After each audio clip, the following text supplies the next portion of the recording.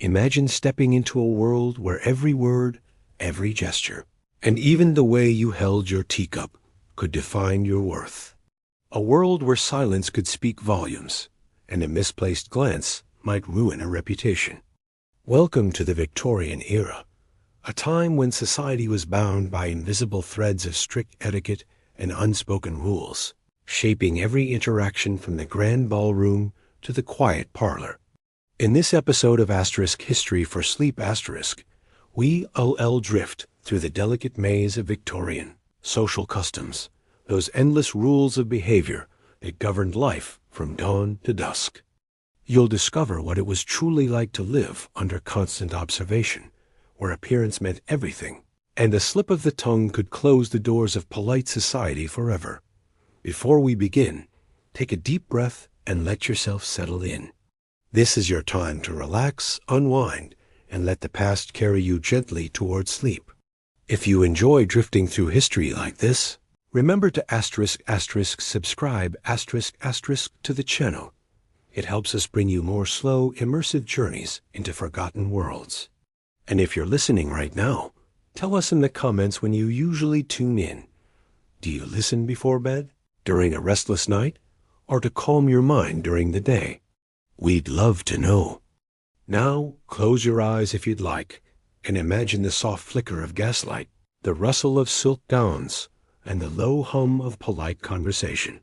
The air is thick with the scent of tea and propriety. This is what it was like to live under the iron grace of Victorian social rules.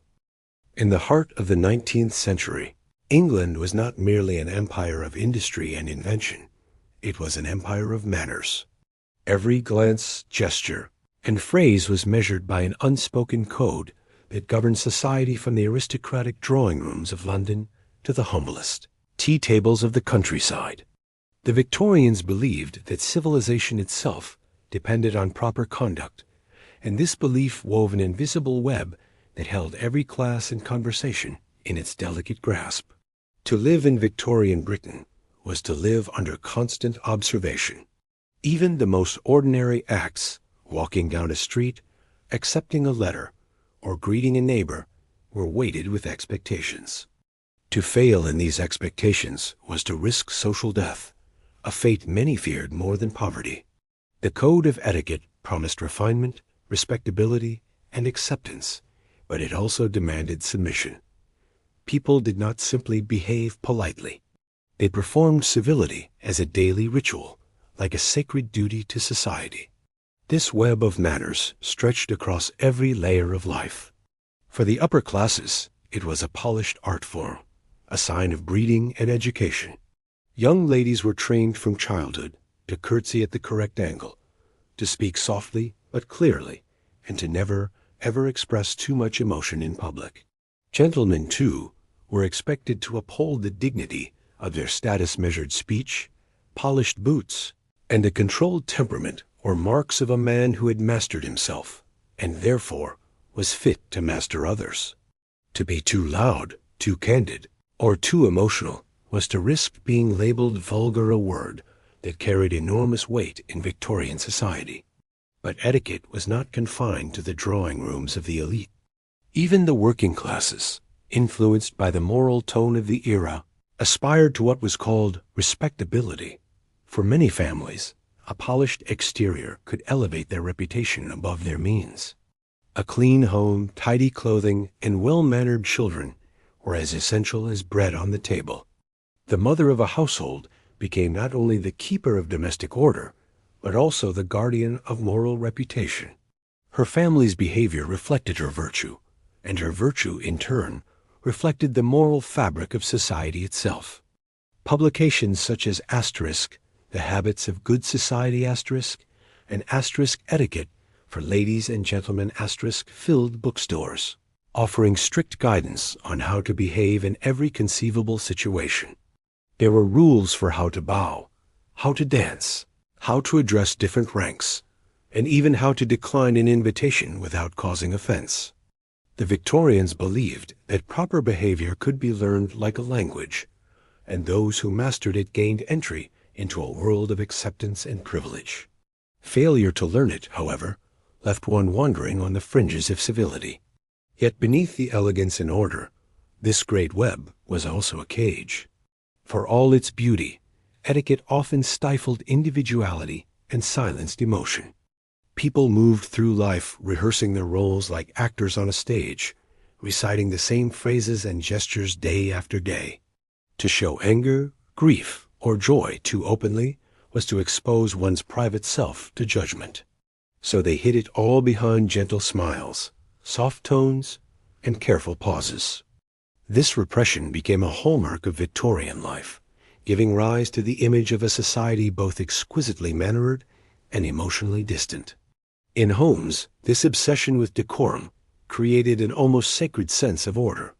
The placement of furniture, the timing of meals, the way one entered or exited a room, all were governed by invisible expectations. A parlor, for example, was not merely a room but a theater of presentation. Guests were received according to their rank, seated according to precedence, and offered conversation topics deemed safe and refined, whether travel, literature, but never politics or religion. A single misstep could cause discomfort, or worse, gossip.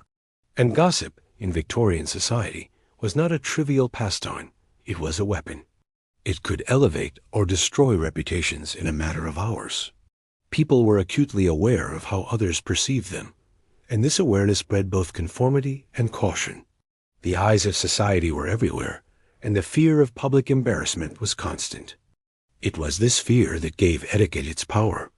It bound people together not by love or trust, but by the shared terror of disgrace. Still, there was a strange comfort in the structure. For those who mastered the code, life felt predictable, even safe. The boundaries were clear, the expectations firm. Within the confines of politeness, one knew exactly who they were and what was expected of them. In a rapidly changing world, one of industrial upheaval, class mobility, and social reform, these rules offered stability, a way to navigate uncertainty with grace. As gaslight flickered in drawing rooms and the distant sound of carriage wheels echoed through cobblestone streets, the people of Victorian Britain performed their daily rituals of respectability. Theirs was a world draped in lace and logic, held together by the fragile yet unyielding thread of etiquette. And though time would eventually unravel much of it, the echoes of those manners still linger in the way we shake hands, the words we choose, and the quiet instinct to behave properly, even when no one is watching. In the Victorian world, politeness was far more than courtesy. It was a moral obligation. The way one behaved in public, the way one spoke, even the smallest habits and gestures were believed to reflect the state of one's soul. Manners were morality made visible. To act properly was to be good. To act rudely or carelessly was to reveal a flawed character. This belief transformed the art of politeness into a daily act of virtue, and those who failed to uphold it were seen as morally suspect, even dangerous to the social order. Victorians viewed the world through a moral lens sharpened by religion and respectability. The Church of England, as well as many nonconformist movements, preached that discipline and self-control were marks of spiritual health. A well-mannered person demonstrated mastery over their baser instincts, anger, lust, greed, and pride. In contrast, someone who laughed too loudly, spoke too freely, or showed strong emotion was believed to be surrendering to sin. Manners were the armor of the righteous, protecting the individual from moral decay and society from chaos. Parents taught their children these lessons from the earliest years. A child's first words were often followed by lessons in how to say them properly. Please, thank you, yes, ma'am, no, sir. Politeness was drilled into daily routines, standing when an elder entered the room, never interrupting adults, speaking softly and clearly. Teachers reinforced the message, using both praise and punishment to shape moral behavior. The goal was not merely to create obedient children, but virtuous adults whose manners would testify to their inner worth. For young women, these expectations were especially demanding. Modesty, restraint, and gentleness were considered the very essence of feminine virtue.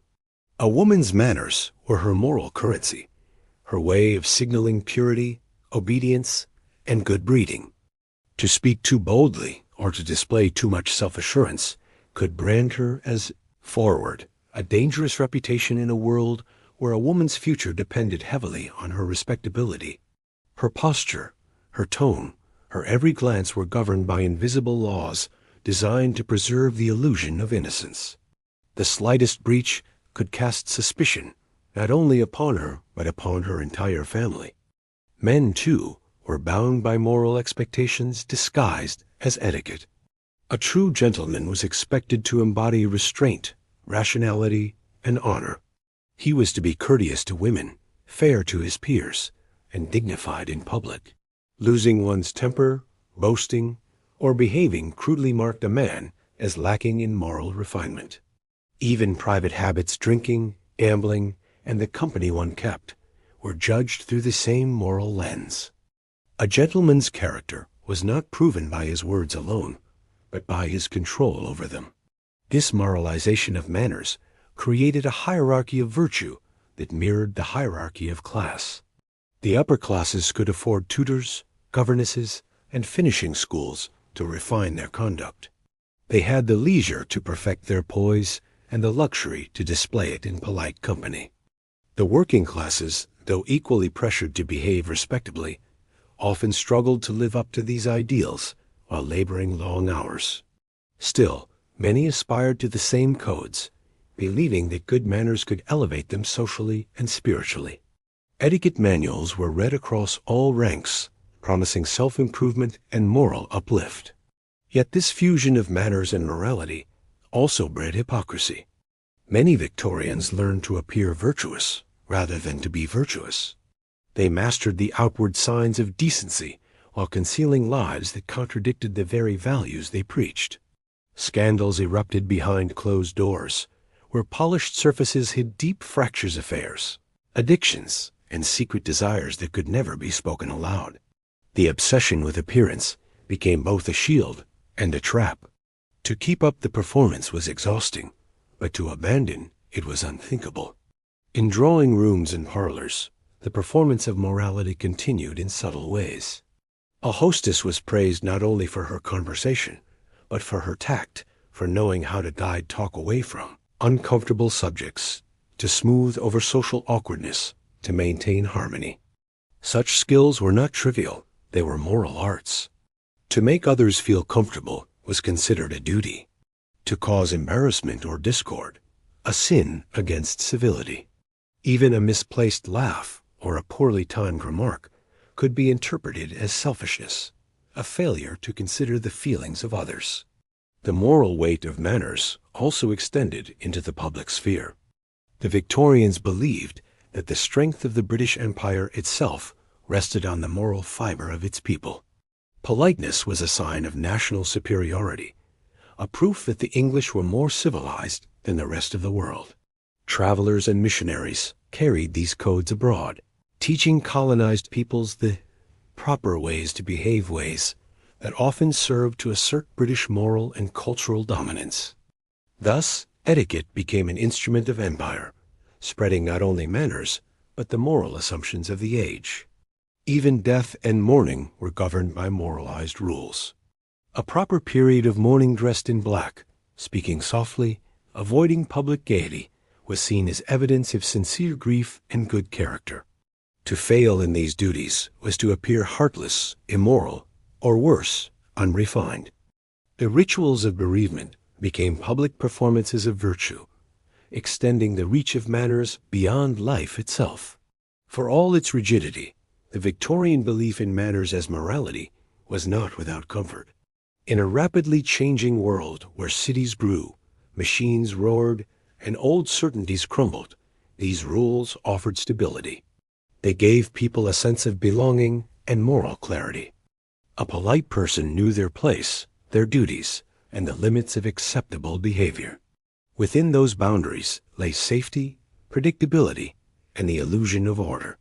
And so, from the cradle to the grave, Victorians lived in a constant moral dance. Every bow, Every handshake, every quiet good evening was part of a grand performance of virtue. It was a world where kindness could be reduced to a formula and morality measured by the angle of a curtsy. In this intricate theater of behavior, few dared to drop the mask, for behind the lace and the civility lay a fear older than any custom, the fear of being judged and found wanting. To live in Victorian society was to live within a labyrinth of ritual, and among the most delicate of these customs was the art of calling, the social visit that served as the heartbeat of polite interaction. In an age before telephones or instant communication, one's presence was announced not by words or voices, but by a small, elegantly engraved rectangle of paper, the calling card. This simple object carried immense power, for it could open doors to higher circles or quietly close them forever. The calling card was more than a convenience. It was a symbol of identity and intent.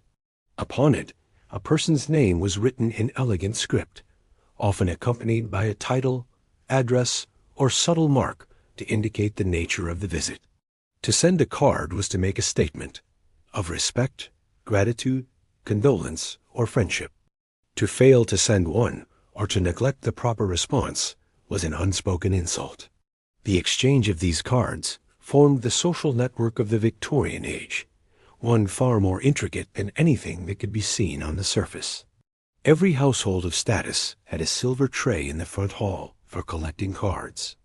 Visitors arriving by carriage would hand theirs to a servant, who, in turn, would deliver it on a small salver to the mistress of the house. She might be at home or not at home, a phrase whose meaning depended less on her physical presence than on her willingness to receive that particular caller. Not at home was a polite veil of rejection, a refusal wrapped in grace. No explanation was given, and none was expected.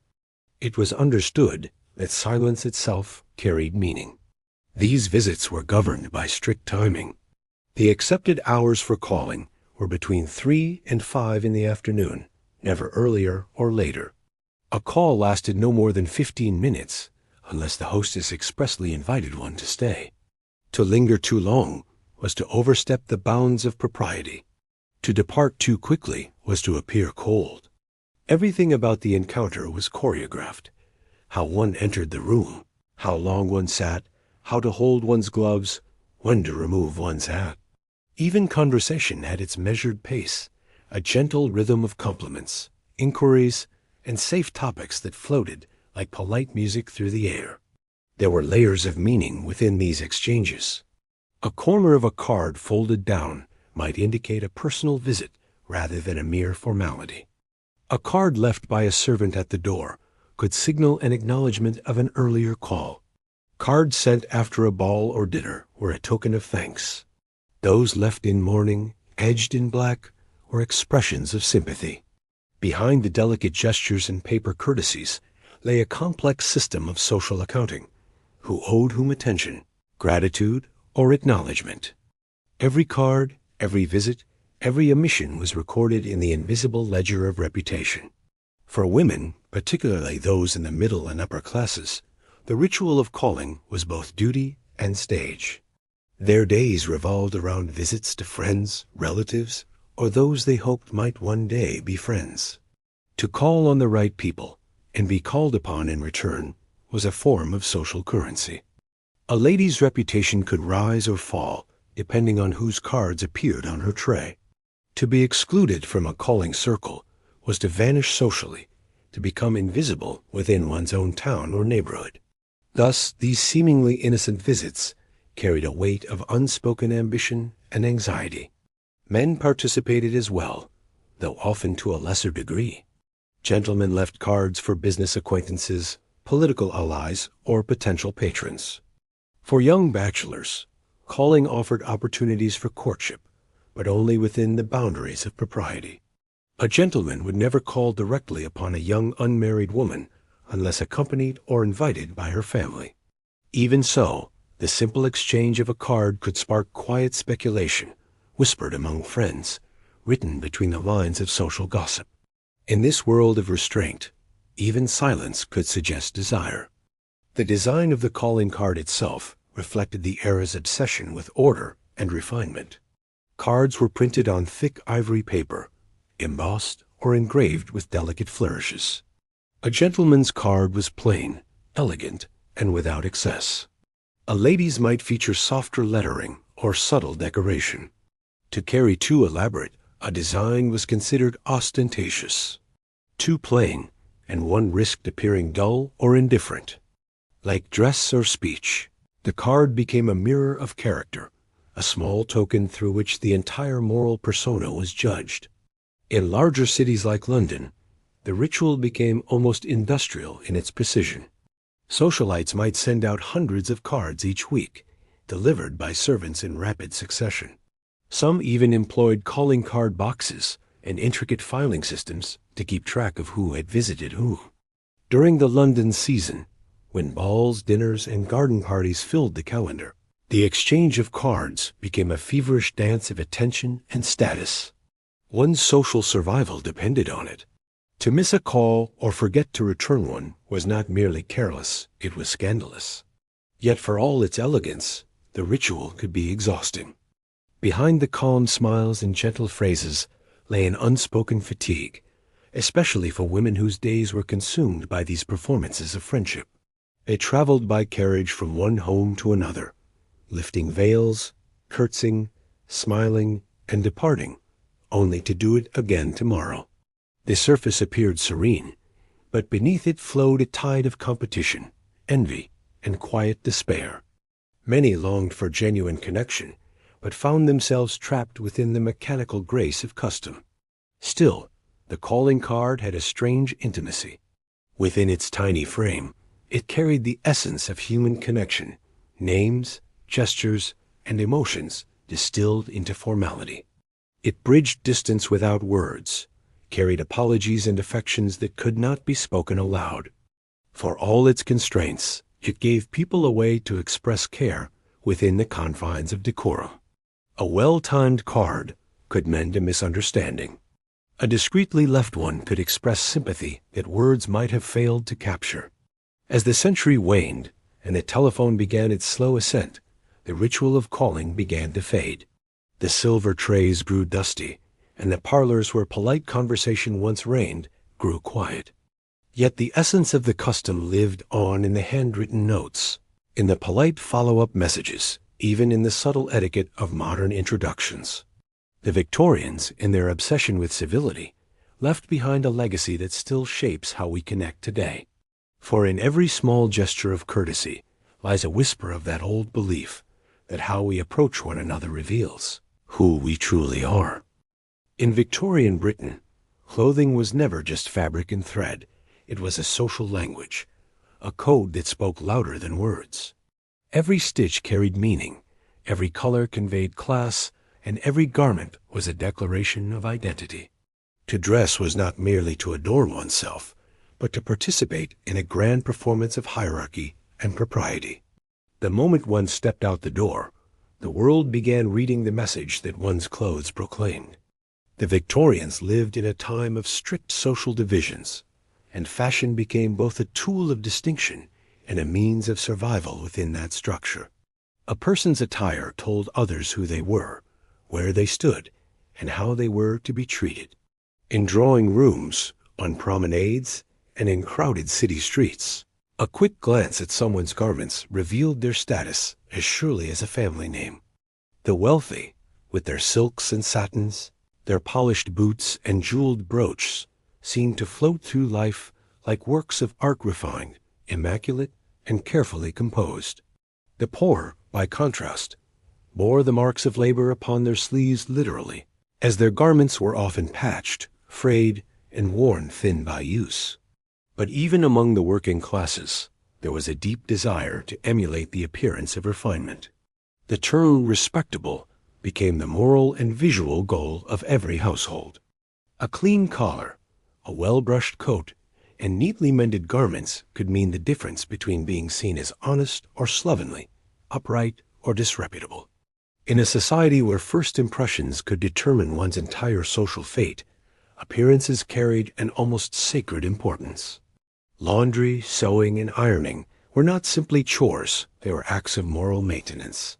For women, dress was an even more intricate language, and one that came with high expectations. The ideal Victorian woman was a vision of modesty and grace. Her clothing was to conceal rather than reveal, emphasizing restraint and propriety. Layers of petticoats, corsets, crinolines, and bustles created silhouettes that shaped not only her body, but also her behavior. These garments restricted movement, reminding her with every breath and step that gentility was a kind of discipline. Even the act of sitting or bending required poise. To wear such clothing gracefully was to master control a reflection of moral virtue. Fabrics, colors, and accessories communicated social position with astonishing precision. Deep, rich colors, velvets, brocades, and silks signified wealth because they required expensive dyes and maintenance. The middle classes imitated these styles as best they could, but with cheaper materials. Black, once associated with mourning, became a fashionable symbol of elegance and sobriety, popularized by Queen Victoria herself. Meanwhile, the bright hues of industrial dyes, newly invented and widely available, allowed the rising classes to flaunt color as a form of self-expression, though not without controversy. Some critics accused these vivid shades of vulgarity, fearing that the boundaries between the refined and the common were being blurred by modern manufacturing. Men's fashion, though less flamboyant, was equally significant. The ideal gentleman dressed in a sober, understated manner that reflected restraint and respectability. A well-cut suit, a clean shirt, and a properly tied cravat signaled moral steadiness and social awareness. The black frock coat became the uniform of the professional man, while top hats and gloves completed the look of authority. Even the smallest accessories carried weight: a watch chain, a handkerchief, a walking cane, all chosen with precision, never ostentation. For men, as for women, fashion was a kind of armor against judgment, and every thread was woven with moral meaning. Servants, too, participated in this visual hierarchy, though their clothing served to reinforce their position. Uniforms denoted role and rank. The starched aprons of maids, the dark livery of footmen, the crisp attire of butlers and housekeepers. Their appearance reflected not only their own discipline, but the reputation of their employers. A well-dressed servant was a testament to a household's order, while a shabby one hinted at neglect or decline. In this way, even those who could not afford luxury became part of its display. Fashion was also a form of surveillance. To step out improperly dressed invited whispers and exclusion. A lady seen in last season's gown might find herself quietly pitied or scorned. A man with scuffed shoes might be deemed careless or unreliable. The press fed this culture of observation through illustrated magazines like Asterisk, the ladies' newspaper Asterisk, and Asterisk, the Englishwoman's as domestic magazine Asterisk, which published endless advice on what to wear and when. These periodicals taught readers not only how to dress well, but how to dress correctly, preserving the fragile illusion of a world held together by appearance. The rituals of dress extended even to the smallest moments of the day. Morning required one set of clothes, afternoon another, evening yet another. A lady might change her outfit 3 or 4 times before sunset, each with its proper materials, colors, and accessories.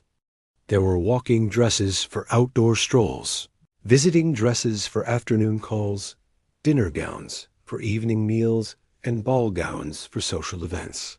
To appear in the wrong attire was a social blunder, one that could haunt a reputation for months. Thus, the daily act of dressing became a continuous rehearsal of identity. Yet beneath the silk and structure, fashion could be a burden. The corset, worn tightly to achieve the fashionable hourglass figure, restricted breathing and sometimes deformed the ribs. The enormous crinolines of the mid-century, made of steel hoops, could be hazardous. There were reports of women catching fire from open hearths or being blown over by strong winds. Still, these hardships were endured as part of the performance of grace. To suffer discomfort for beauty was seen not as foolishness, but as virtuous sign of discipline and refinement.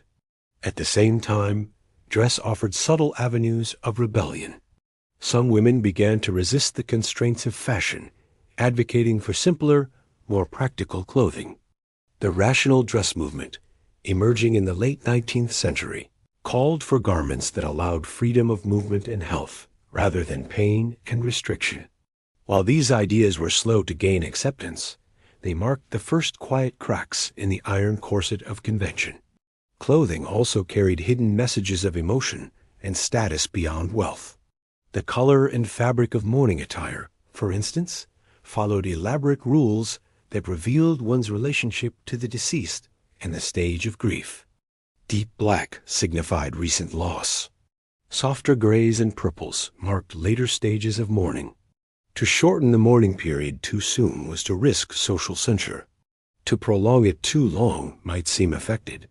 Even sorrow was dressed and displayed according to the expectations of society. As the century drew to a close, the relationship between fashion and class began to shift. Industrialization and mass production blurred the distinctions once so clear. Ready-made clothing made fashionable styles accessible to the growing middle classes, challenging the monopoly of the elite. Tailors, seamstresses, and department stores turned style into commerce, and what had once been the privilege of a few became the aspiration of many. The old codes of dress began to loosen, yet the longing to appear respectable remained as strong as ever. In the end, Victorian fashion was a mirror reflecting a society obsessed with order, morality, and self-presentation. To dress well was to live correctly. To appear improper was to risk being seen as morally flawed. Beneath the polished surface lay a quiet anxiety, a fear of being misread in a world where fabric could define fate. Every gown, every glove, every polished button spoke not only of beauty, but of belonging. And though the fashions have faded, the instinct remains, the desire to be seen, understood, and accepted through the language of what we wear. To live in the Victorian world was to exist under constant instruction, not only in what to wear or when to visit, but in how to occupy one's own body. Every movement was a declaration of character. How one walked, how one sat, and even the cadence of one's speech were carefully examined as signs of refinement, virtue, and moral worth. The body was not merely a vessel. It was a statement, a performance of civility that revealed who belonged to the realm of the respectable and who did not. From the moment a child could stand, lessons in deportment began. Posture was the foundation of all propriety. A straight back, level shoulders, and graceful bearing were the marks of discipline and breeding. Mothers corrected their daughters with gentle but firm reminders. Don't slouch, dear. Keep your chin up. A lady never lounges. To aid in these lessons, some girls were made to balance books upon their heads as they walked the length of the room, the volumes wobbling precariously, while every muscle strained to maintain poise. The ideal posture was a moral symbol. Uprightness of spine reflected uprightness of soul. Walking, too, was governed by an unspoken code. A lady's gait was to be smooth, measured, and quiet, neither hurried nor too deliberate, her steps light and unassuming. She must glide rather than stride, keeping her hands still and her eyes modestly forward. To walk too quickly suggested impatience. To move too slowly implied vanity. A gentleman, meanwhile, was to walk with confidence, but without swagger, measured, purposeful, his arms kept neatly at his sides. The streets of Victorian cities thus became stages for subtle performances, where each step reinforced the great theater of manners. Sitting was another art form entirely. A woman must never drop into a chair as though exhausted, nor cross her legs, nor lean back with ease. Instead, she was to lower herself gracefully, keeping her knees together, her back straight, and her hands resting gently in her lap or upon the armrest. Her feet were to remain close together, slightly angled to one side, as though her very ankles carried modesty itself. A gentleman, too, was expected to sit properly, never sprawling, never slouching, never placing his hands in his pockets. His hat was to be removed indoors and held either on his knee or beside him, always with care. There were even rules for how one stood. Standing too close to others was considered impolite, yet to stand too far back risked seeming aloof. The correct distance depended on context. Closer in private, farther in public, always maintaining the delicate balance between warmth and decorum. Eye contact, too, had its boundaries steady but not staring, brief but not evasive. In every gesture, restraint was key. The Victorian body was not free to move as it pleased. It was a disciplined instrument, sculpted by society into an ideal of controlled elegance. Speech was no less regulated. The Victorians placed immense importance on the art of conversation, which was not simply a means of communication, but a display of cultivation. One's voice was to be soft yet clear, never shrill or overly loud. A lady, especially, was to speak in gentle tones that suggested refinement and modesty. Coarse language or slang was forbidden. Even laughter had its rules. It should be light and musical, never loud, never prolonged. To laugh too freely was to reveal a lack of breeding. To remain too silent was to seem dull or unfriendly. The perfect conversationalist balanced wit with humility, animation with calm. For men, eloquence was both a social weapon and a moral virtue. A gentleman's ability to speak well reflected his education and self-control.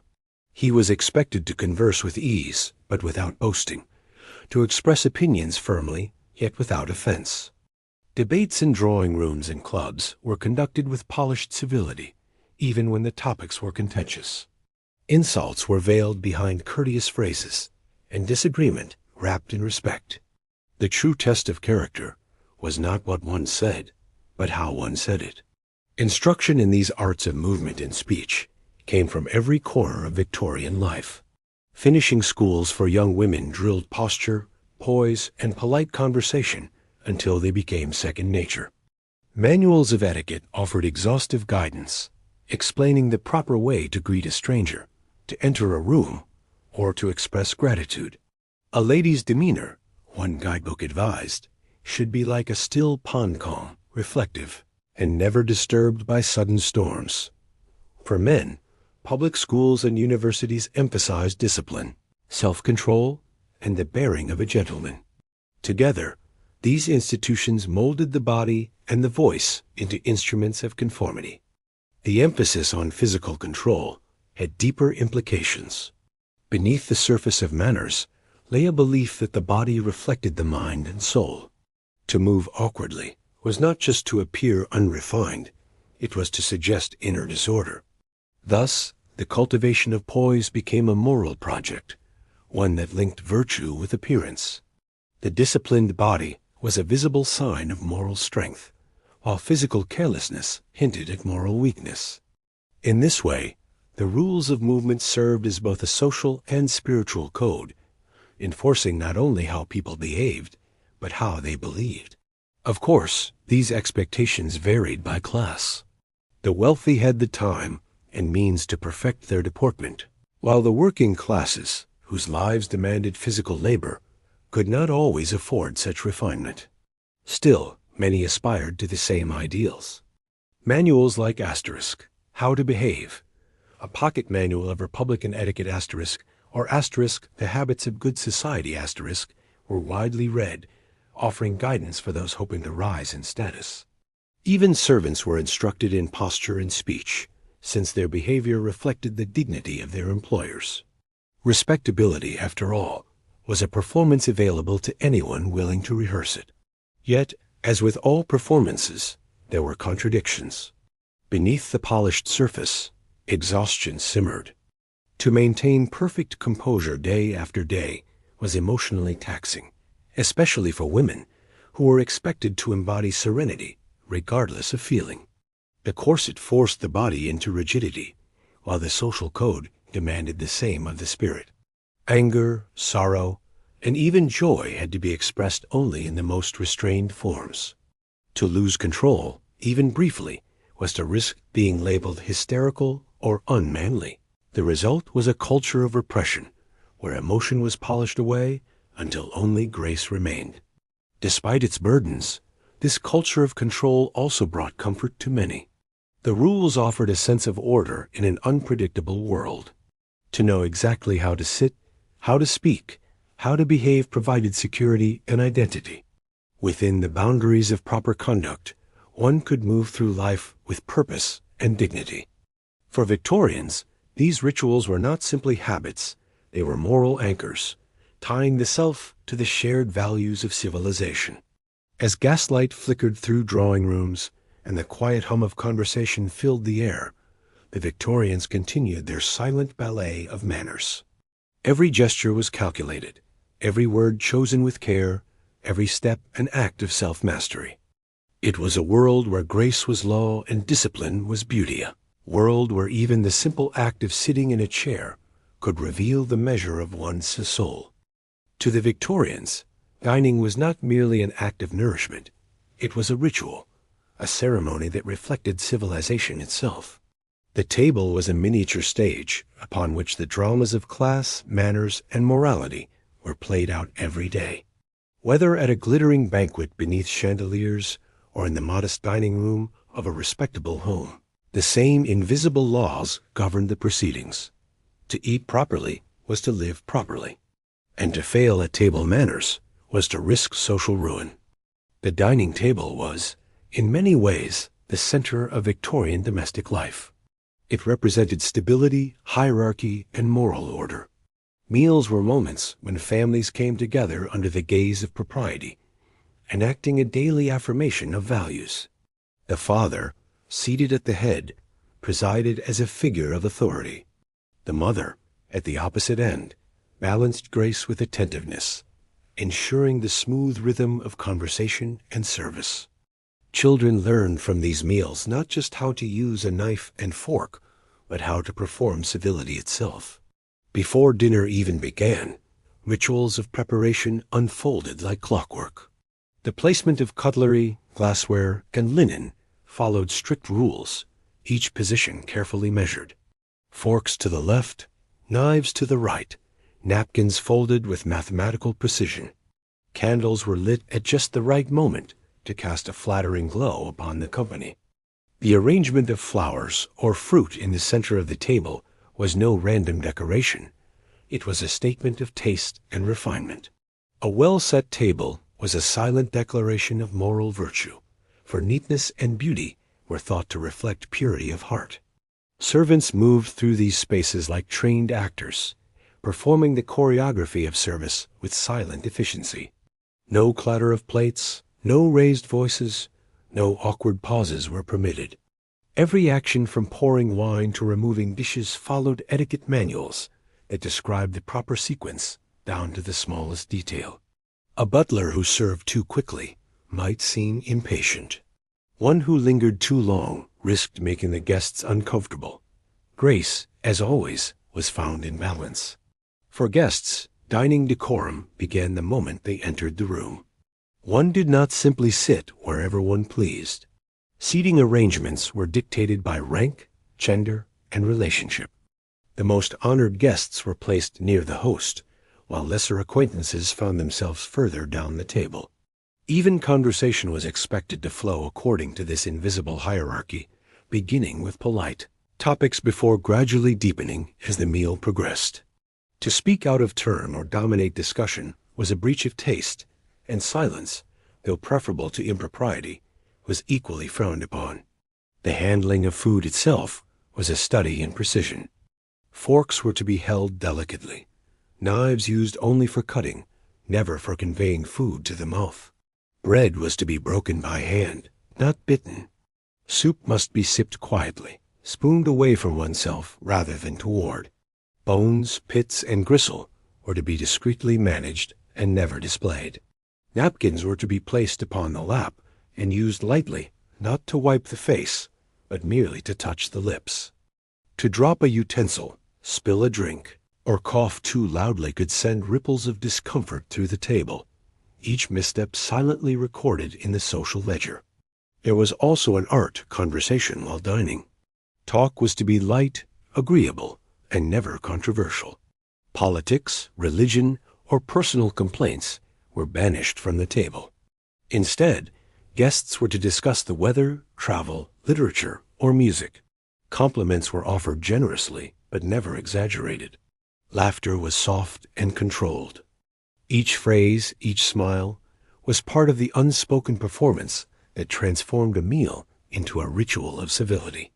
A good dinner companion was one who made others comfortable without drawing attention to themselves. A living embodiment of Victorian restraint. Wine, of course, flowed freely at many tables, yet even its consumption was bound by moral rules. A gentleman might partake, but only in moderation, for drunkenness was the ultimate social disgrace. Women were expected to drink little or not at all, their restraint symbolizing purity and self-control. The clinking of glasses in a toast was a moment of shared ritual, a brief relaxation of formality within the boundaries of order. But even in cheer, discipline reigned. The Victorians believed that the measure of a person as virtue could be seen in how they handled pleasure. Meals were also times of observation. Guests studied one another closely, their clothes, manners, tone of voice. Gossip would later dissect who had behaved gracefully and who had faltered.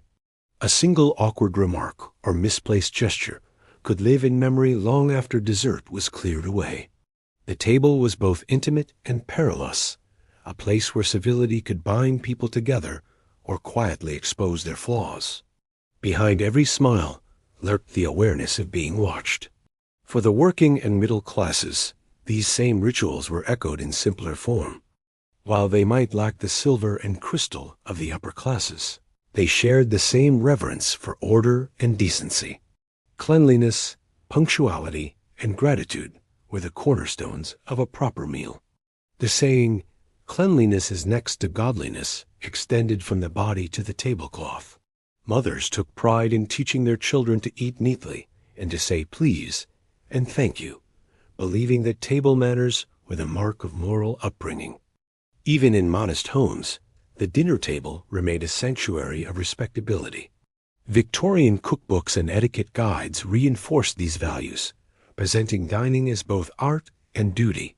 Works like Mrs. Beeton's Book of Household Management offered exhaustive instruction on how to serve a dinner for any occasion, from an intimate family supper to a grand banquet of 20 courses. These manuals blurred the line between morality and domestic science, teaching that a well-conducted household was a reflection of the nation's moral health. The family table, they implied, was the foundation of civilization itself. Even after the meal ended, the performance continued. Guests would retire to the drawing room, where ladies took tea while gentlemen smoked or discussed business. The separation of the sexes after dinner was itself a social ritual, reinforcing the gender roles that structured Victorian life. Women's domain was conversation and civility. Men's was intellect and enterprise. Only after this interlude would everyone reunite, the evening closing with music or quiet conversation by lamplight. But perhaps the most telling aspect of Victorian dining was its contradiction. Beneath the elegance and grace, many felt the weight of its expectations. A single misstep could bring embarrassment or gossip. A lapse in form could ruin one's reputation. The very act of eating, a natural, universal human need, was transformed into a symbol of control. Yet in that control, the Victorians found comfort. In a world of rapid change, the table offered a small pocket of certainty, a stage upon which life could remain orderly and comprehensible. To dine in the Victorian way was to participate in the moral theater of the age. Every dish, every gesture, every polite word reinforced the illusion of harmony and virtue. The flicker of candlelight upon fine china was more than beauty, it was civilization made visible. And though the centuries have turned, echoes of this ritual linger still. When we sit upright at the table, pass dishes politely, or speak softly over a shared meal, we are, in a sense, still dining with the Victorians. The Victorian world was built upon a foundation of carefully defined gender roles, as rigid and ornate as the architecture that surrounded it. Every man and woman was expected to play a prescribed part in the grand social play. A proper lady and an ideal gentleman were not merely identities, they were moral archetypes, embodiments of what society believed human perfection should look like. To stray from these models was to invite suspicion, gossip, or even disgrace. The expectations were relentless, shaping lives from childhood until death. For women, the ideal was delicately drawn yet powerfully enforced. A proper lady was to be modest, gentle, and pure, the living image of virtue and restraint. Her greatest qualities were not strength or intelligence, but grace, patience, and obedience. She was to move through the world quietly, her influence subtle and her emotions contained. The home was her kingdom, and her cage a place where she could reign, but never escape. In the public imagination, she was both saint and servant, angel and ornament, the moral center of the household, and the guardian of its respectability. From girlhood, this ideal was drilled into the mind and body. Daughters of good families were educated not in the sciences or politics, but in the arts of refinement, music, embroidery, French, and deportment. They learned how to walk without noise, how to smile without boldness, how to speak without command. Their true education, however, lay in the unspoken lessons of example. Watching mothers, aunts, and governesses perform their roles with unyielding decorum. Any hint of rebellion or self-assertion was quickly corrected. A girl's reputation was her future, and a single act of impropriety, an immodest dress, an indiscreet letter, an unchaperoned walk could destroy her prospects forever. Marriage was not merely a romantic union, but the defining goal of a woman's life. To remain unmarried was to risk becoming a spinster, a word steeped in pity and quiet disdain. A woman's worth was measured not by her mind, but by her ability to secure a respectable husband. Yet once married, her freedom vanished. The law of coverture meant that her legal identity was absorbed into her husband's. She could not own property, sign contracts, or control her own earnings. Her duty was to obey, to nurture, and to maintain an image of moral serenity, no matter the storms within. A wife who quarreled or expressed dissatisfaction was not only unfeminine, but ungrateful, a failure in the eyes of society. The moral ideal of the lady was enshrined in literature and art. Painting showed women bathed in soft light, reading, sewing, or tending to children images of purity and patience. Popular novels extolled heroines who triumphed not through strength or ambition, but through suffering and virtue. Women like Dickens' Agnes Wickfield or Trollope's Lucy Robarts embodied the angelic ideal, selfless, submissive, and morally flawless. Even Queen Victoria herself, though powerful in reality, was celebrated as the model of wifely devotion, mourning her husband for decades as a symbol of eternal fidelity. Yet these ideals came with deep contradictions.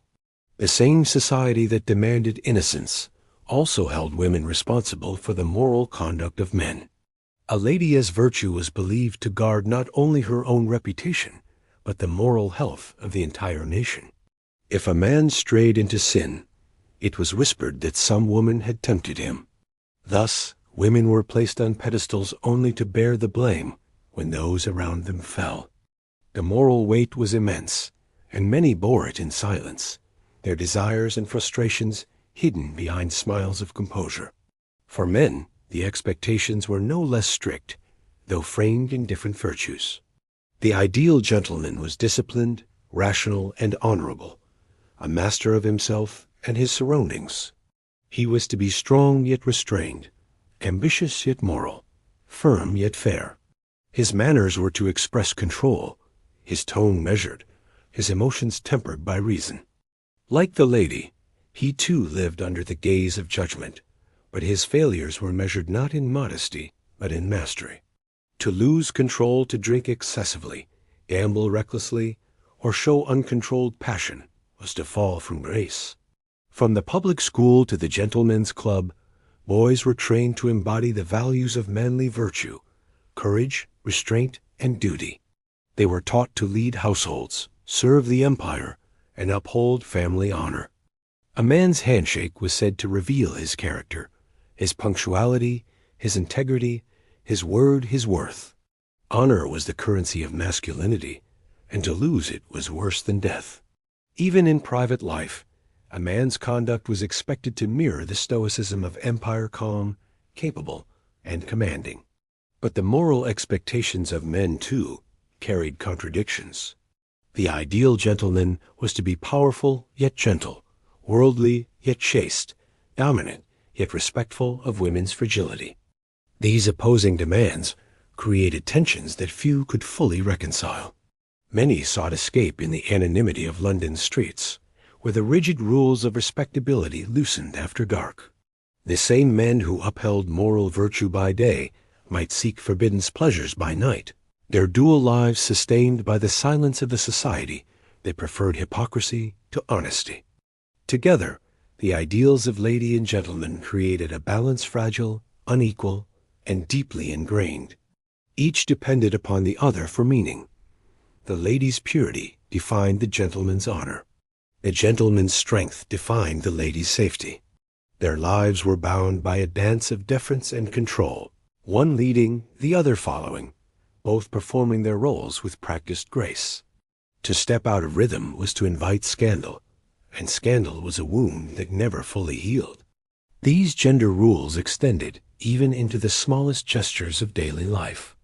A man was to open doors, offer his arm, and rise when a woman entered the room, not merely from kindness, but as an acknowledgment of her moral superiority.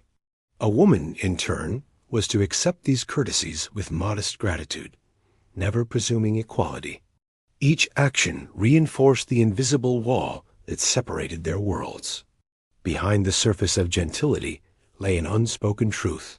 The lady was idolized, but powerless. The gentleman was free, but bound by duty to maintain the illusion of perfect control.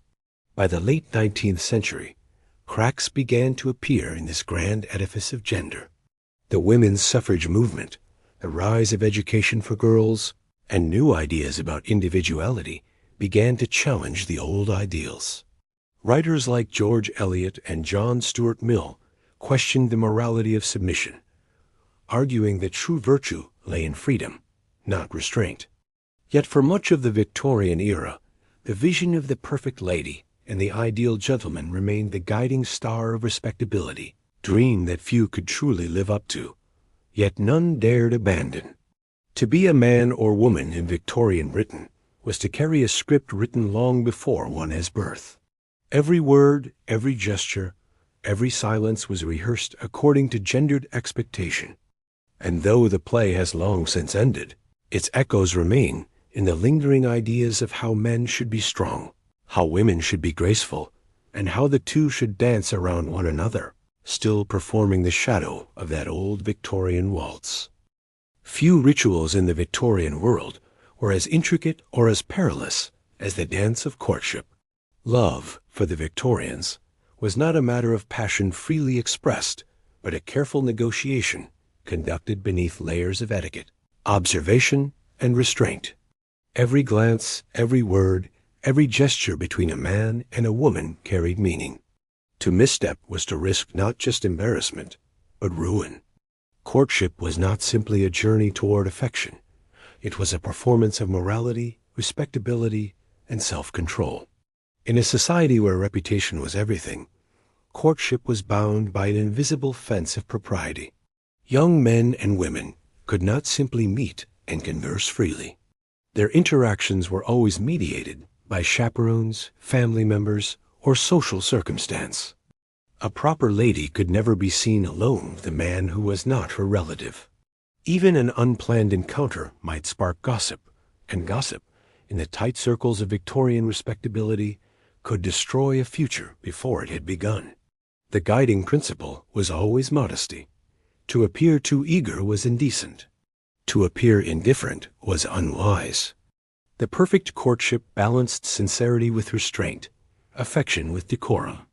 For the Victorians, marriage was not merely a union of two people. It was a sacred institution, the cornerstone of society, the moral bedrock upon which the entire structure of civilization rested. To marry was to fulfill one's duty, to embrace an ordained role in the grand moral order. Yet beneath the vows and ceremony, behind the lace veils and gilded rings, marriage was also a world of expectations, sacrifices, and quiet struggles, shaped as much by social pressure as by affection. The ideal marriage of the Victorian imagination was one of harmony, virtue, and clearly defined roles. The husband was the protector, the provider, and the moral head of the household. The wife was his helpmate, the guardian of the home, and the moral compass of the family. This ideal was repeated endlessly in sermons, novels, advice manuals, and social conversation until it became the natural script of life. To question it was to question the very foundation of society itself. Wedding ceremonies, filled with ritual and symbolism, reflected this sense of moral gravity. The church bells, the procession, the white gown all reinforced the notion of purity and solemn duty. The white dress, popularized by Queen Victoria's own wedding, came to symbolize innocence and devotion. The vows spoke not of equality, but of obedience, with the bride promising to love, honor, and obey her husband. For many women, those words marked the moment their public selves were absorbed into the identity of wife, a transformation that was both celebrated and confining. Once married, a woman's life became one of domestic responsibility. The home was her realm, but it was a realm bound by duty and decorum. She was expected to create an atmosphere of peace, refinement, and moral stability. Her days were filled with the endless rhythms of household management, supervising servants, planning meals, caring for children, writing letters of social correspondence, and maintaining appearances. Even leisure was structured. Embroidery, piano playing, reading aloud to the family, all genteel pursuits that reflected her grace and respectability. Her success as a wife was measured not in happiness, but in orderliness and reputation. The husband, meanwhile, lived in a separate sphere. His world was the public work, politics, commerce, and social clubs. He was the family's representative in the outer world, its financial engine and protector. Yet within his own home, he held authority that was rarely questioned. Victorian law granted him near total control over property, children, and even his wife's person. Under the principle of coverture, a married woman's legal existence was effectively merged into her husband's. She could not sign contracts, own assets, or seek divorce except under the most extreme circumstances. Marriage, in legal terms, made her dependent. And yet, within these constraints, many women found subtle forms of power. The domestic sphere, though limited, was not insignificant. The wife was the moral heart of the household, the invisible architect of its tone and atmosphere. She managed not only its routines, but its reputation. Her influence over her husband and children was expected to be gentle yet profound, quiet shaping force that steered the family's moral compass. Etiquette books often described the wife as the angel of the home, a phrase that carried both reverence and burden. To fail in this sacred role was to invite judgment from neighbors, family, and even oneself. Children, too, were part of the moral mission of marriage. Parenthood was considered both duty and privilege, and child-rearing was infused with religious and ethical meaning. Mothers were to instill obedience and piety. Fathers, discipline and reason. Affection was encouraged, but excess of it, especially toward sons, was discouraged as indulgent. Even in love, restraint was the Victorian virtue. A good family was one that appeared calm, orderly, and upright, its members reflecting the harmony expected of their station. For many, however, the reality of marriage fell far short of the ideal. Beneath the calm exterior, countless unions were marked by emotional distance, inequality, and unspoken loneliness. Women who married for security rather than affection often found themselves trapped in loveless partnerships. Men, burdened by societal pressure to succeed and provide, sometimes withdrew into work or silence.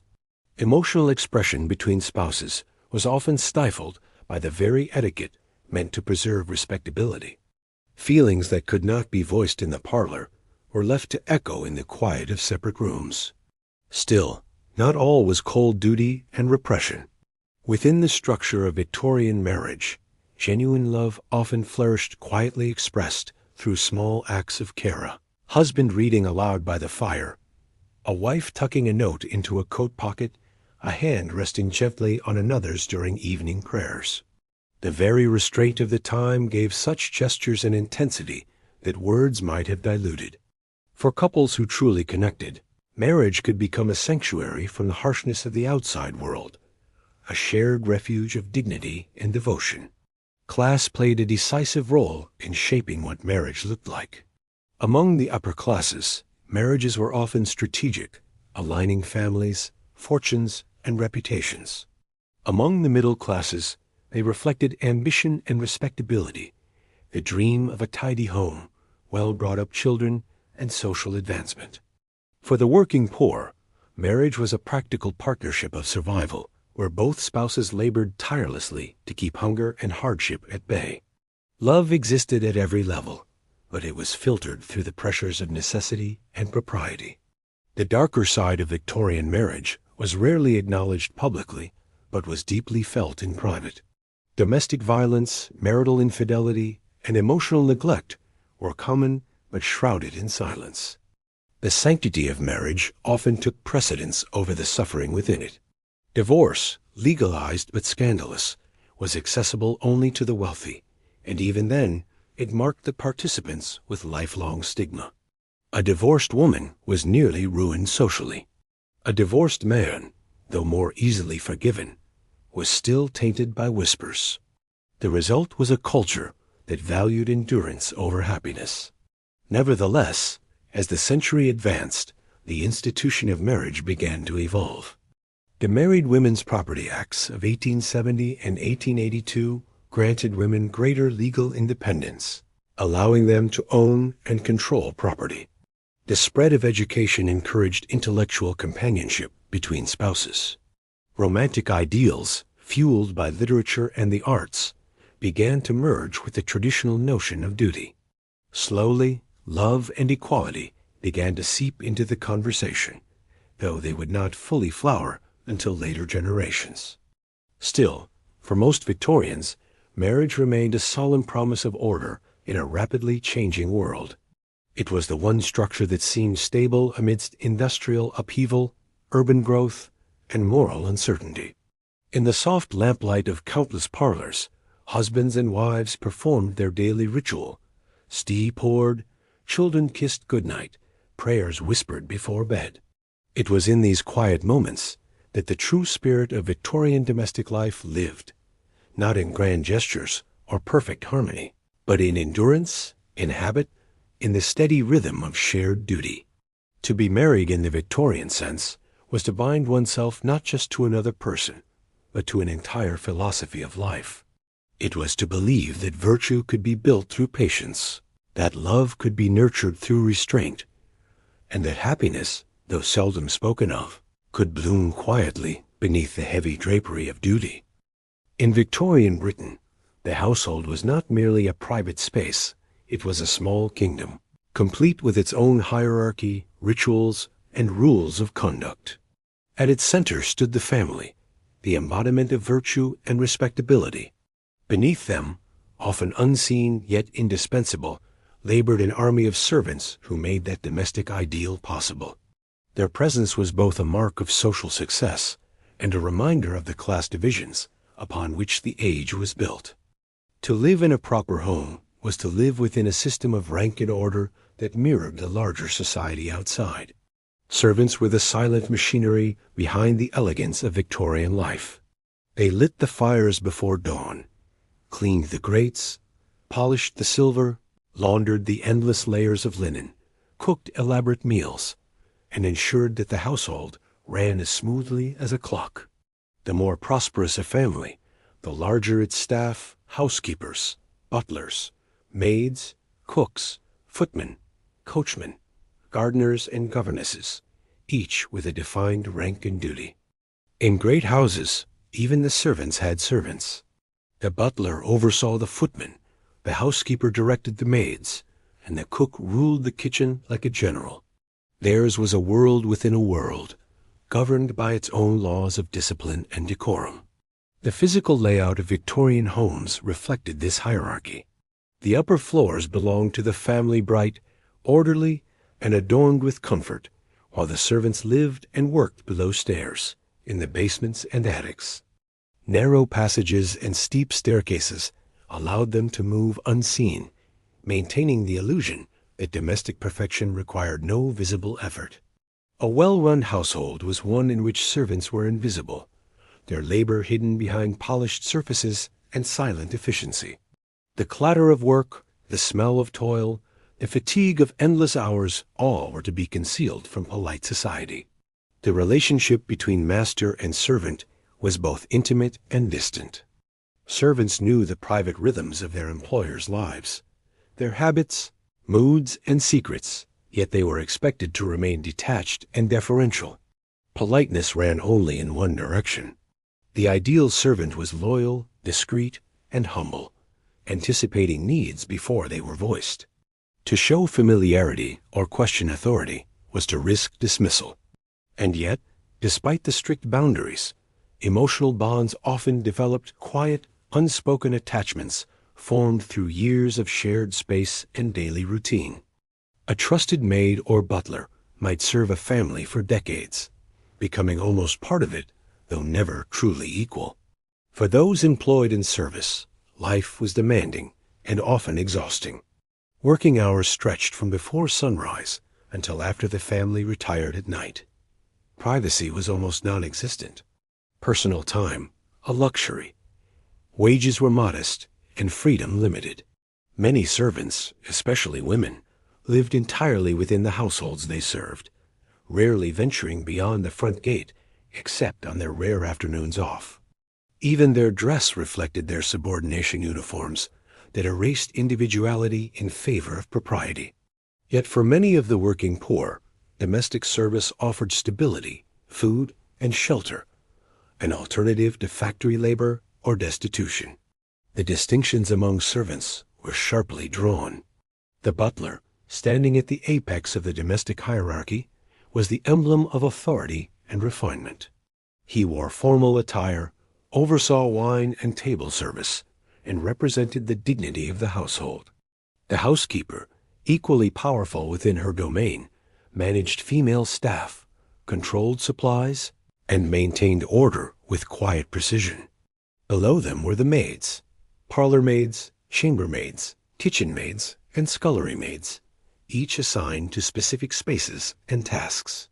The scullery maid, often the youngest and poorest, performed the dirtiest work, scrubbing floors and cleaning pots, her hands perpetually raw from labor.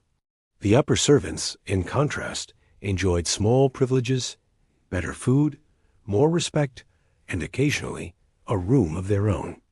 The governess occupied a peculiar position within this hierarchy, neither servant nor family.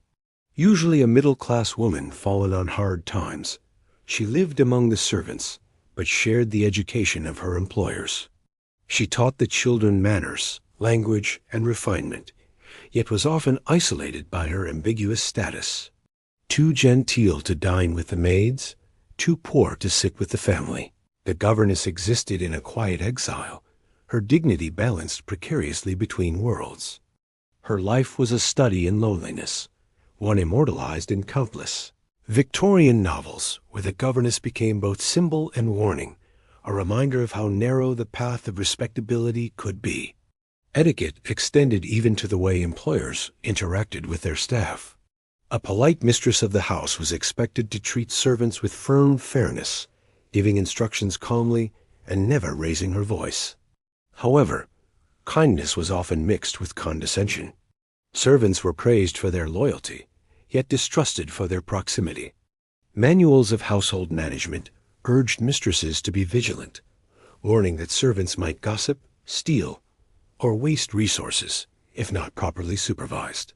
The ideal employer, it was said, maintained affection without familiarity, compassion without weakness, a delicate balance that preserved hierarchy while avoiding cruelty.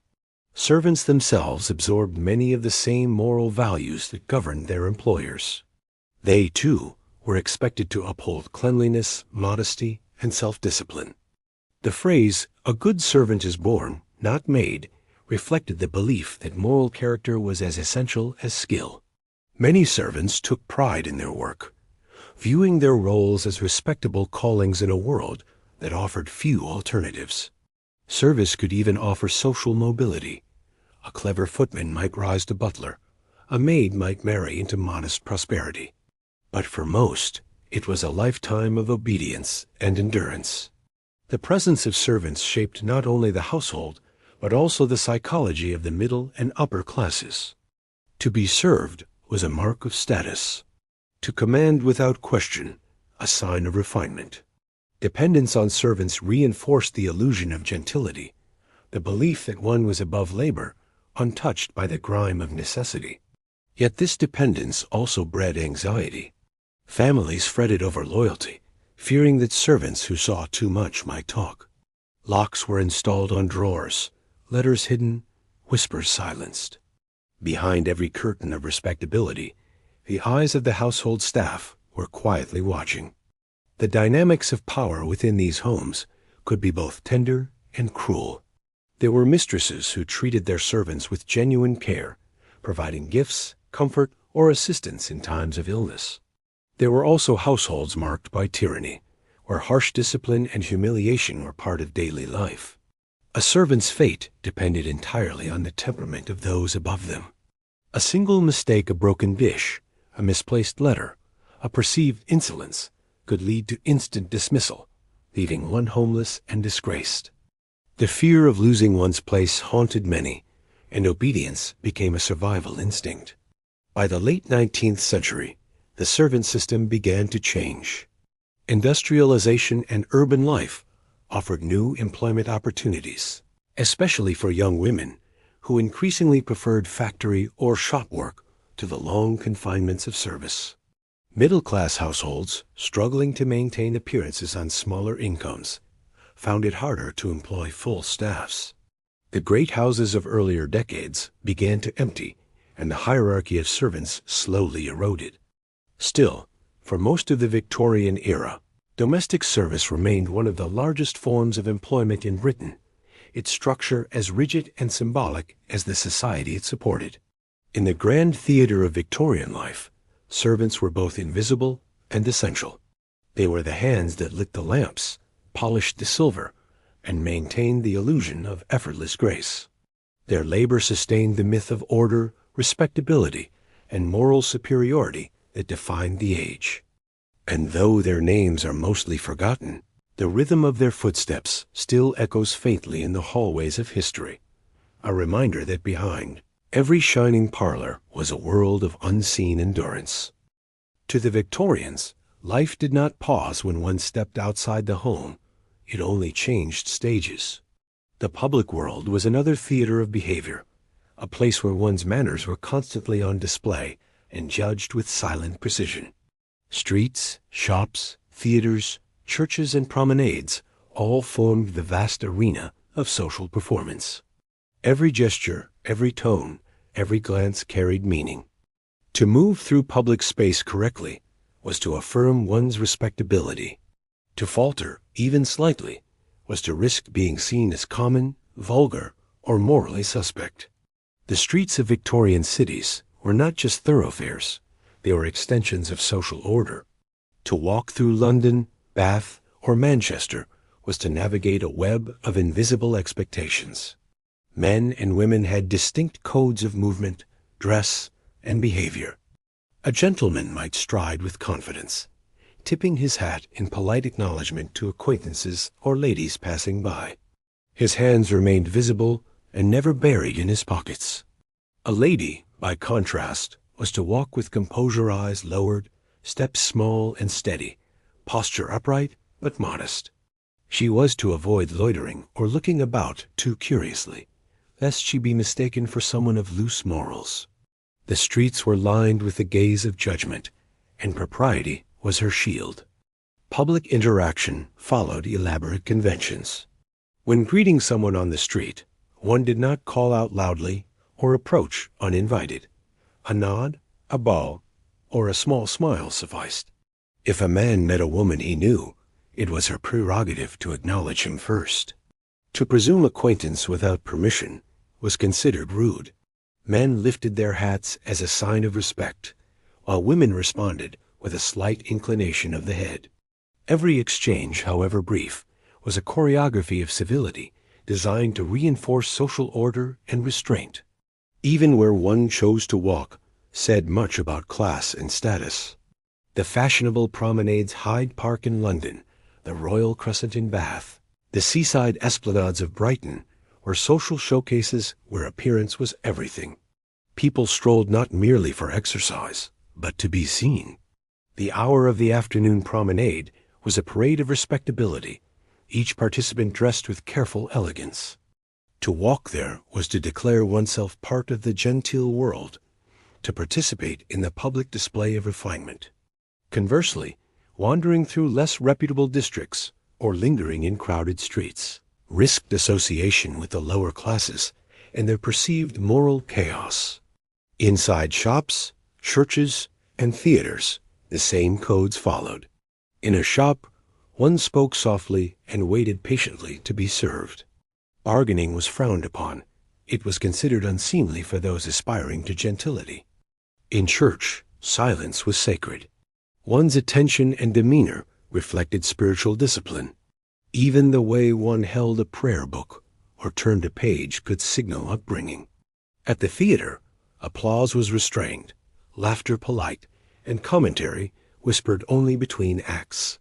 The audience, as much as the actors, performed their parts in the drama of manners. Public transport introduced new complexities to the dance of civility. The expansion of railways and omnibuses brought different classes into shared spaces, where etiquette became a form of social armor. A gentleman always offered his seat to a lady, though he was to do so discreetly, without ostentation.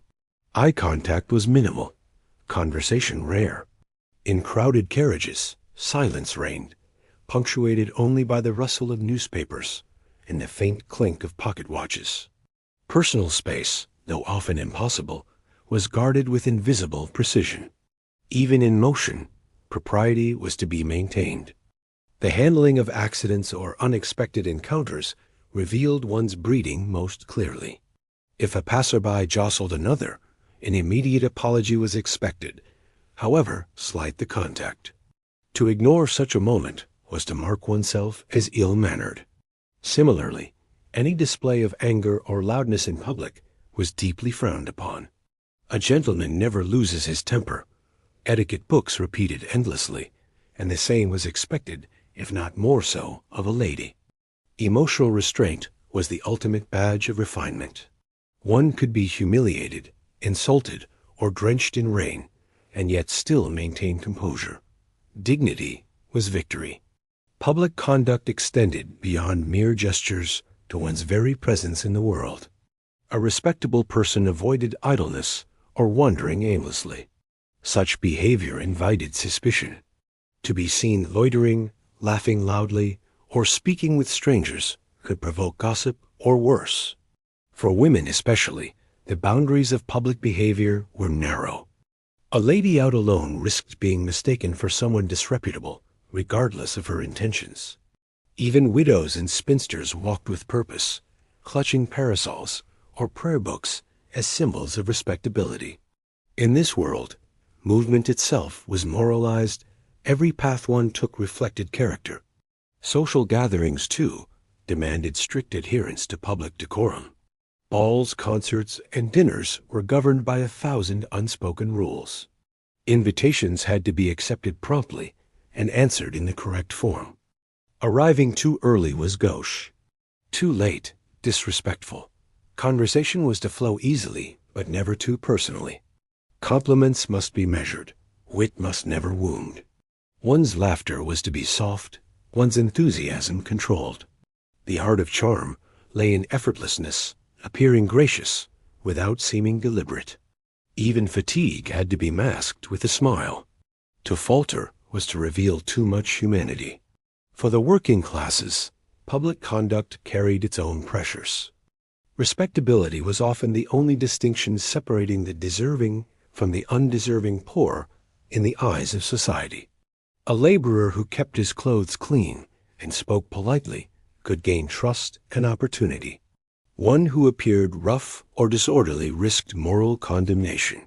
For women of modest means, decorum was even more crucial.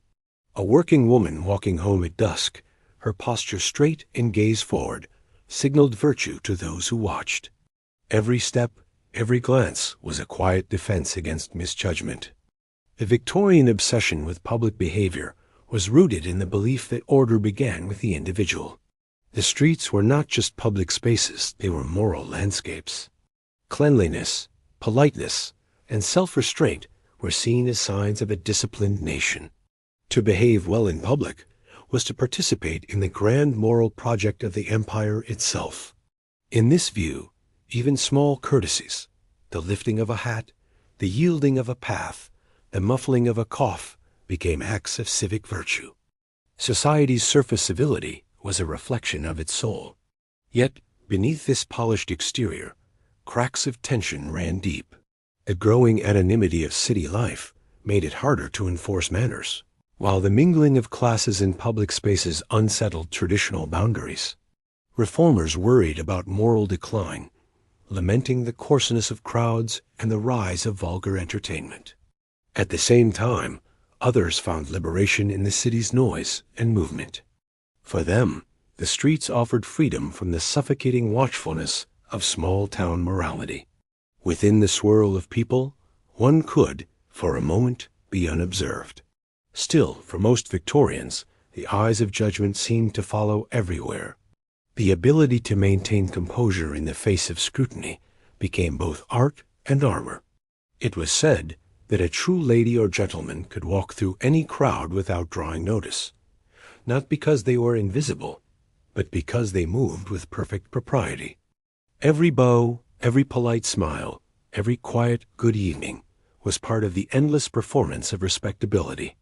And so, as gas lamps flickered to life and the streets filled with a murmur of carriages and footsteps, the Victorians moved through their public world with careful grace. Their civility was both shield and statement, a way of holding chaos at bay. In the grand theater of manners, the stage never dimmed, and the performance never ended. In the Victorian world, reputation was everything. It was a currency more valuable than money, a shield more powerful than law, and a prison more confining than iron. To be respectable was to belong. To lose that respect was to fall into a kind of social exile. Every gesture, every word, every friendship could strengthen or endanger one's standing. In this age of manners and morality, shame was not just a feeling, it was a public event, a performance of ruin that could shadow a family for generations. The roots of this obsession with reputation lay deep in the Victorian conscience. Society was bound together by the belief that moral order depended on appearances. Respectability was not only personal, it was communal, woven into the fabric of neighborhoods, churches, and families. To maintain it required constant vigilance. Neighbors watched neighbors, servants whispered, and newspapers reported scandals with a relish that disguised itself as moral outrage. In such a world, one's private life was never truly private.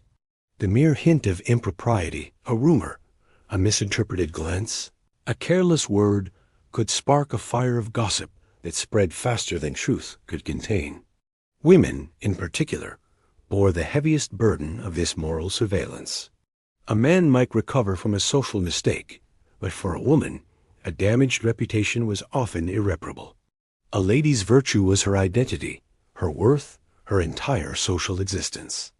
To be spoken of with suspicion was enough to close doors, end friendships, and destroy prospects for marriage. Even the appearance of impropriety could be fatal. A woman seen walking unchaperoned with a man, attending a questionable event, or dressing too boldly risked whispers that could haunt her for life. Her fall did not need to be proven. It only needed to be imagined.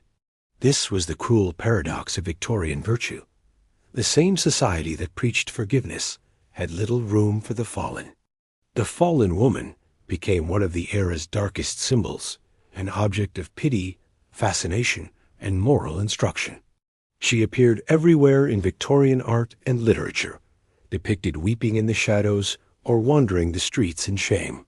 Novels and sermons alike warned that a single moral slip could lead to ruin, that innocence once lost could never be restored. The tragedy of her story was not just her act, but the mercilessness of the world that condemned her. For every woman who erred, there were dozens who lived in silent fear of being mistaken for her. Men, too, feared scandal, though of a different kind. For them, the danger lay not in chastity, but in honor, honesty, and financial integrity. A man who failed in business or was exposed in deceit faced disgrace that could end his career and mark his family with suspicion. Gentlemen were expected to be steady, sober, and above reproach. Drunkenness, gambling debts, or public quarrels could stain a reputation as surely as any crime. Even association with the wrong people could taint one's name. Respectability depended not only on what one did, but on the company one kept. The press played a powerful role in the theater of scandal. Victorian newspapers and pamphlets thrived on moral indignation, publishing tales of hypocrisy and vice with thinly veiled delight. Court cases, divorces, and even suicides were reported in exquisite detail, framed as cautionary tales for the public good. The names of the disgraced were printed for all to see, ensuring that punishment extended beyond the courtroom. Public humiliation became both entertainment and enforcement, a reminder to readers that virtue was always being tested and observed. For the middle classes, reputation was both armor and anxiety. Unlike the aristocracy, who could sometimes withstand disgrace through wealth and title, or the working poor, who lived beyond the reach of polite scrutiny, the middle classes had everything to lose. Their identity rested on respectability. A family's standing could rise or fall on the behavior of a single member. A daughter's indiscretion, a son's gambling debt, a father's bankruptcy, any of these could unravel decades of careful decorum. Even illness or eccentricity might arouse suspicion, for moral weakness was thought to manifest in physical or mental instability. To live respectably was to live under pressure, every day a quiet performance of virtue. This culture of reputation bred both conformity and hypocrisy. Many learned to appear good rather than to be good, perfecting the art of concealment. Affairs were hidden behind polite smiles, debts covered with borrowed money, cruelty masked by charm. The facade of moral order depended on silence and denial. Everyone knew that scandal existed. It hovered like smoke over the glittering parlors of society, but to acknowledge it openly was forbidden. Thus, the more society condemned sin, the more it learned to hide it. Religious and moral reform movements intensified these pressures. Evangelical preachers thundered about purity and self-discipline, warning that vice began with small lapses and improper word, a suggestive novel, a glass too many at dinner. Respectable homes were urged to guard against moral decay by keeping strict routines, pure reading material, and proper company. The private home became a fortress of virtue, sealed against temptation and gossip alike. Yet behind those locked doors, human frailty persisted. The more the Victorians feared scandal, the more potent it became. At the heart of this obsession was the fear of being seen. Shame, for the Victorians, was not just the consequence of wrongdoing, it was the exposure of it. To be known as a sinner was far worse than to sin in secret. Thus, concealment became a form of survival. Servants were sworn to discretion. Letters were burned. Diaries locked. Even illness and grief were sometimes hidden, lest they draw unwanted sympathy that might slide into curiosity and rumor. The boundary between privacy and secrecy was perilously thin. There were, of course, those who defied this culture of fear. Artists, writers, and reformers began to question the tyranny of respectability.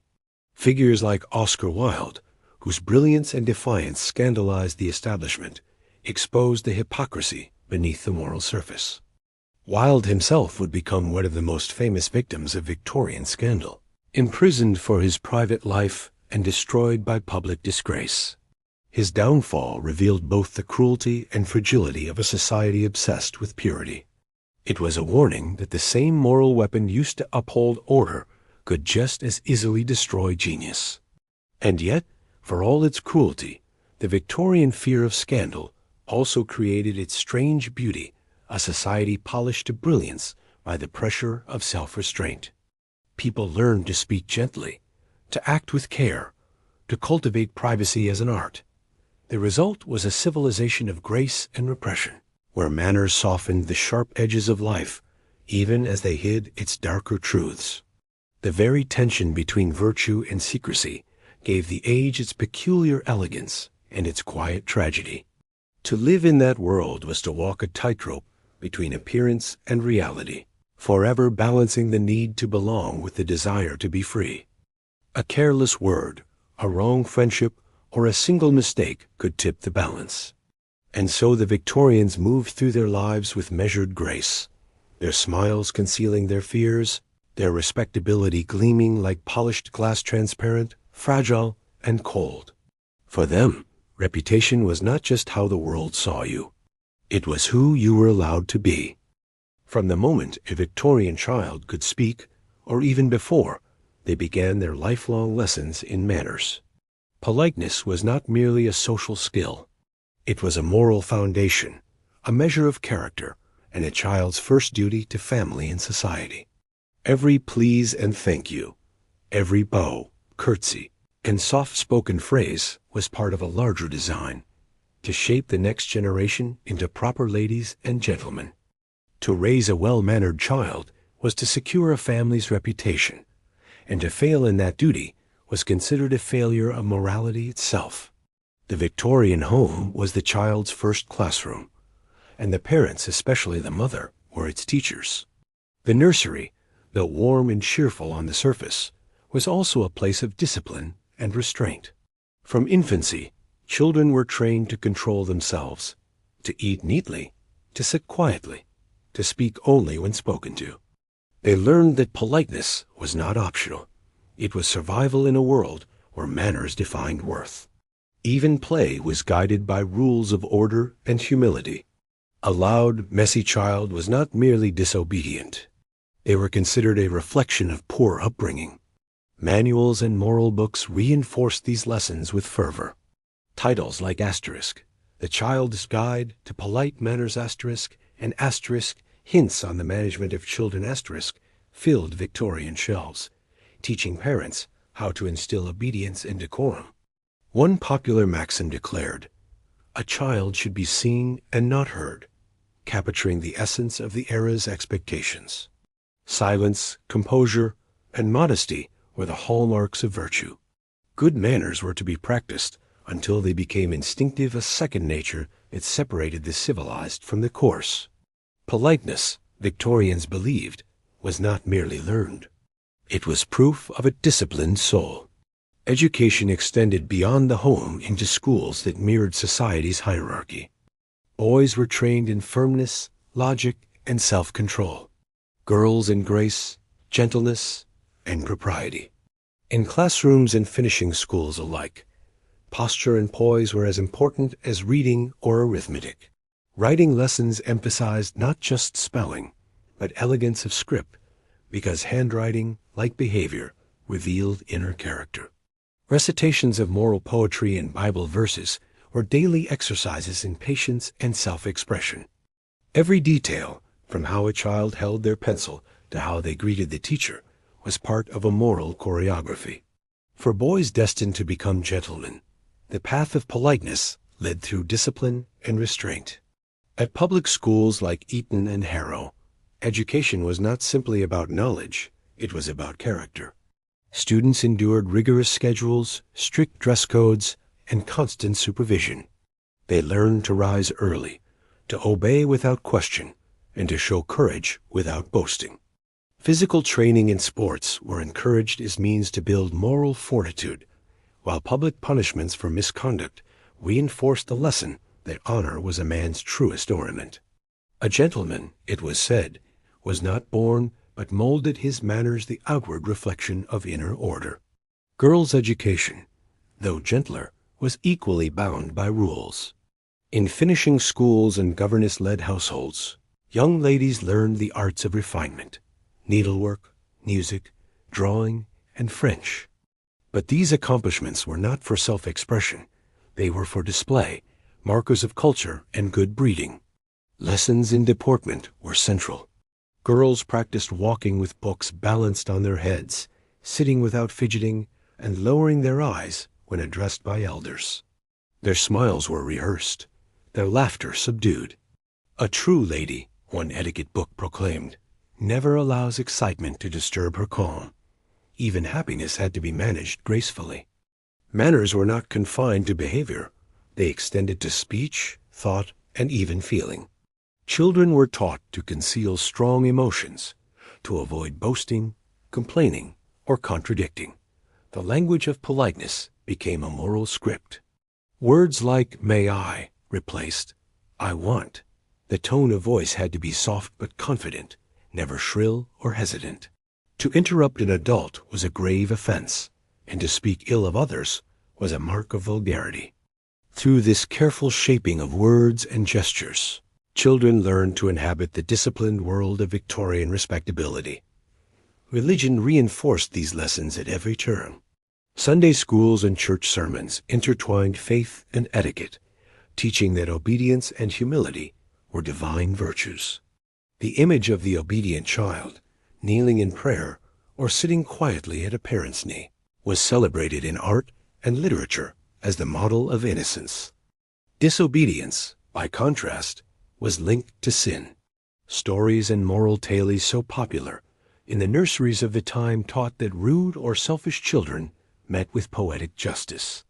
Naughty boys were struck by misfortune, impolite girls humbled by embarrassment, until they learned to repent and reform.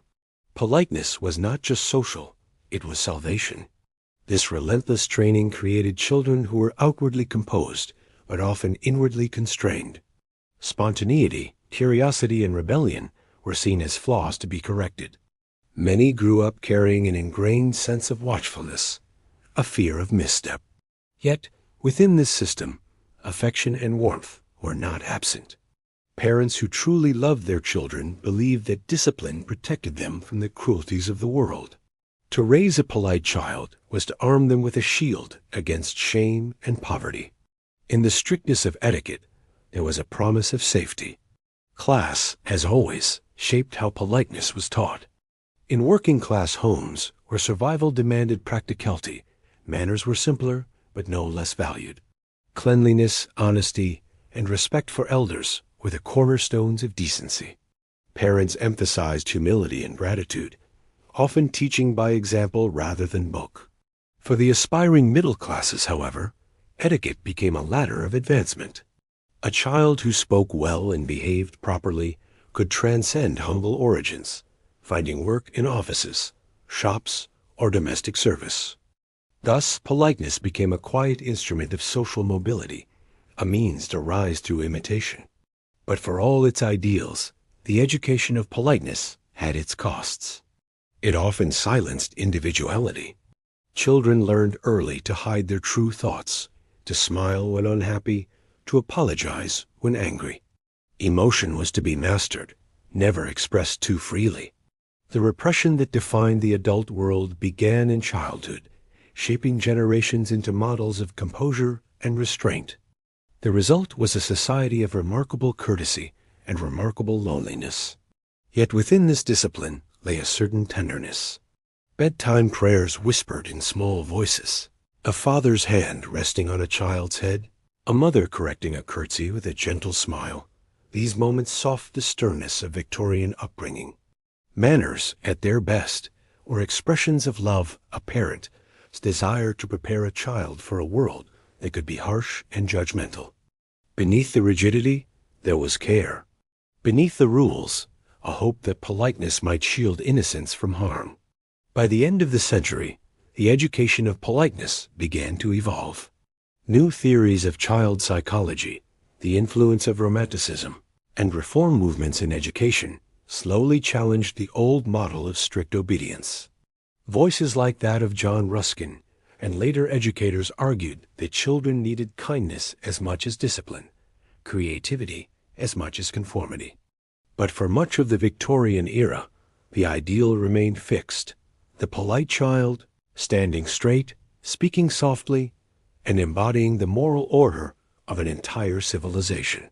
To be a child in the Victorian world was to live in training for adulthood, to practice, day after day, the art of self-control that would one day make one a respectable member of society. And though the laughter of those children was often quiet and their tears quickly dried, they carried forward the grace and burden of an age that believed manners could shape the very soul. In the Victorian world, religion and morality were inseparable from everyday life, woven into the fabric of social order and personal identity. To be respectable was to be moral, and to be moral was to be, at least outwardly, religious. Faith was not merely a private conviction, it was a public performance, a mark of good character, and a cornerstone of polite society. Churches, chapels, and Sunday schools stood at the heart of communities, shaping both conscience and reputation. The pew, the pulpit, and the prayer book defined the rhythm of life as surely as the ticking of a clock.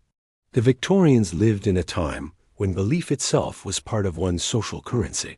Church attendance was not only a matter of devotion, but a visible declaration of belonging. To be seen at church on Sunday, dressed in one's finest attire, was to affirm one's respectability before neighbors and God alike. Families walked together through cobblestone streets to the sound of church bells, each step a symbol of moral steadiness. Inside, the congregation was a tableau of discipline. Men upright and solemn, women demure beneath bonnets and veils, children sitting perfectly still. Faith was expressed not through exuberance, but through composure. Reverence was quiet, measured, dignified.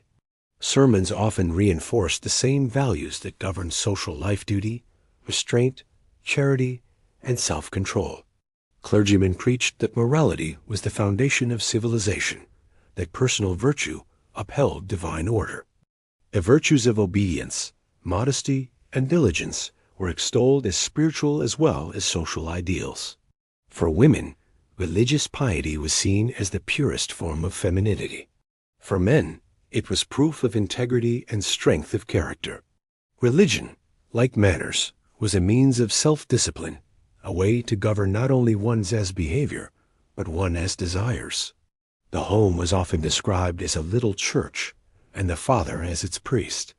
Morning and evening prayers were part of daily routine, binding the family together in quiet ritual. Children were taught Bible verses alongside table manners, learning that politeness and piety were both signs of grace. Sunday was sacred and strictly observed.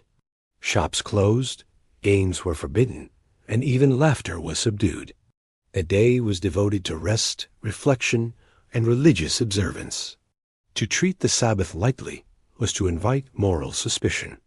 A household that failed to attend church or neglected its prayers risked whispers of godlessness, a stain as dangerous as scandal.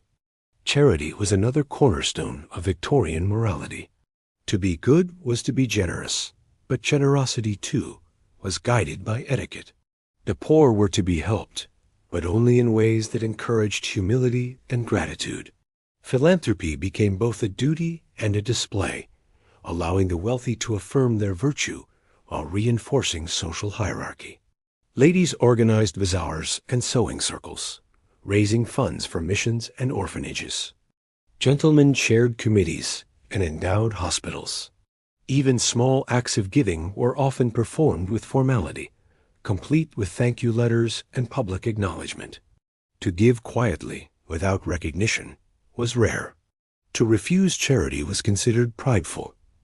Morality, like all things Victorian, was public. Yet beneath the surface of faith and benevolence ran a current of anxiety. The 19th century was an age of doubt as well as devotion. The rapid progress of science, the rise of industrialization, and the publication of works like Charles Darwin's asterisk on the origin of species asterisk challenged traditional beliefs about creation and divine order. For many, this was deeply unsettling. Religion, long the anchor of certainty, began to tremble under the weight of discovery. In response, the Victorian middle classes clung even more tightly to outward piety.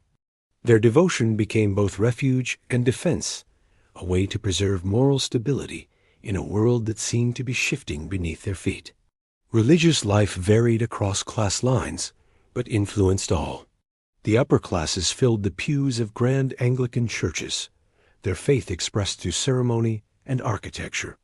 The middle classes gravitated toward nonconformist chapels, Methodist, Baptist, and Congregationalist, where sermons emphasized personal salvation and moral rigor. Among the working poor, faith often took a more emotional form. Evangelical revivals and street preachers brought religion to the factories and slums, offering hope to those whom society had forgotten. Even in poverty, piety was a badge of worth. The poor who prayed and attended church were called deserving. Those who did not were seen as degraded or lost. Women played a central role in sustaining religious life. Their piety was seen as the moral glue of the home and the conscience of the nation. A devout mother was considered the guardian of her family's virtue, guiding her children's souls with patience and prayer. Religious literature for women manuals, devotionals, and moral tales reinforced this sacred responsibility. To be a God-fearing woman was to be everything a proper lady should be: pure, humble, nurturing, and endlessly self-sacrificing. Faith gave women spiritual authority, even as society denied them legal and political power. Within the church and home, they became the quiet arbiters of morality. For men, religion carried a different tone. Piety was tempered by reason and duty. Emotional expression of faith was often viewed as effeminate. A gentleman's religion was steady and restrained, rooted in principle rather than passion. To live uprightly, to keep one's word, to honor one's debts, these were acts of worship as much as prayer. The moral man was the pillar of society, his respectability proof of divine favor. This moral code, while noble in aspiration, also reinforced the walls of class and gender that defined the age. Faith became another way to separate the refined from the coarse, the deserving from the fallen. Hypocrisy, however, was an inevitable shadow. Many who preached virtue lived double lives, concealing indulgence behind pious facades. The gap between appearance and truth, so central to Victorian life, was nowhere wider than in religion. Clergymen who thundered against sin might privately succumb to it. Philanthropists who decried vice might exploit the poor. The obsession with outward morality sometimes strangled genuine compassion. It was easier to condemn than to forgive, to follow the forms of piety than to live its spirit. And yet, for all its contradictions, faith provided meaning, structure, and comfort in an era of upheaval. The rituals of religion offered solace amid the pressures of propriety. The sound of hymns, the scent of candles, the quiet dignity of Sunday dress, all these became part of the emotional landscape of Victorian respectability. In church, even the most burdened soul could find a moment of calm, a sense of belonging in the order of things. The symmetry of stained glass, the echo of organ music, the solemn cadence of the prayers all reminded the faithful that life, though ruled by duty, was touched by grace. By the twilight of the century, faith began to soften. The moral rigidity that had defined the mid-Victorian era gave way to a more personal spirituality. philanthropy evolved into social reform. Sermons turned from judgment to compassion. The idea of respectability slowly expanded to include sincerity as well as conformity. Yet the legacy of that age endured. The belief that morality could be seen, that virtue could be displayed, and that a respectable life was one lived under the steady gaze of both society and heaven. In Victorian Britain, religion was not simply a belief, it was a language of behavior, a script for living. It shaped how people spoke, dressed, worked, and dreamed. It sanctified manners and moralized everyday life. And though faith itself might falter in the modern world, the imprint of that moral order remains. The Victorians, with their prayers and propriety, left behind more than churches and hymns. They left the enduring notion that goodness, like politeness, must always be visible. Victorian society prided itself on morality, refinement, and self-discipline, but beneath its polished surface lay a system of contradictions. The rules of propriety, which claimed to apply to all, were enforced differently depending on one's position in the social hierarchy. What was scandalous for a servant might be excused in a nobleman. What was immoral in a woman might be forgiven in a man. The age that exalted virtue also mastered the art of selective blindness. It was a world built not only on manners and morals, but on double standards as intricate as lace beautiful at a glance, yet woven with threads of hypocrisy. The divide between the upper and lower classes was not only economic, it was moral. The wealthy saw themselves as the guardians of civilization, their manners proof of their moral superiority. The poor, by contrast, were viewed with suspicion, their poverty often interpreted as a symptom of moral failure. Cleanliness is next to godliness, the Victorians said, but cleanliness required water, soap, and leisure, all luxuries the working poor could scarcely afford. Still, they were judged by the same standards as those who had servants to wash their linens and polish their boots. The very structure of society set the poor up to fail, even as it blamed them for their failings.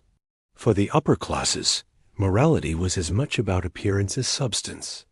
Respectability was measured by how one behaved in public, not what one did in private.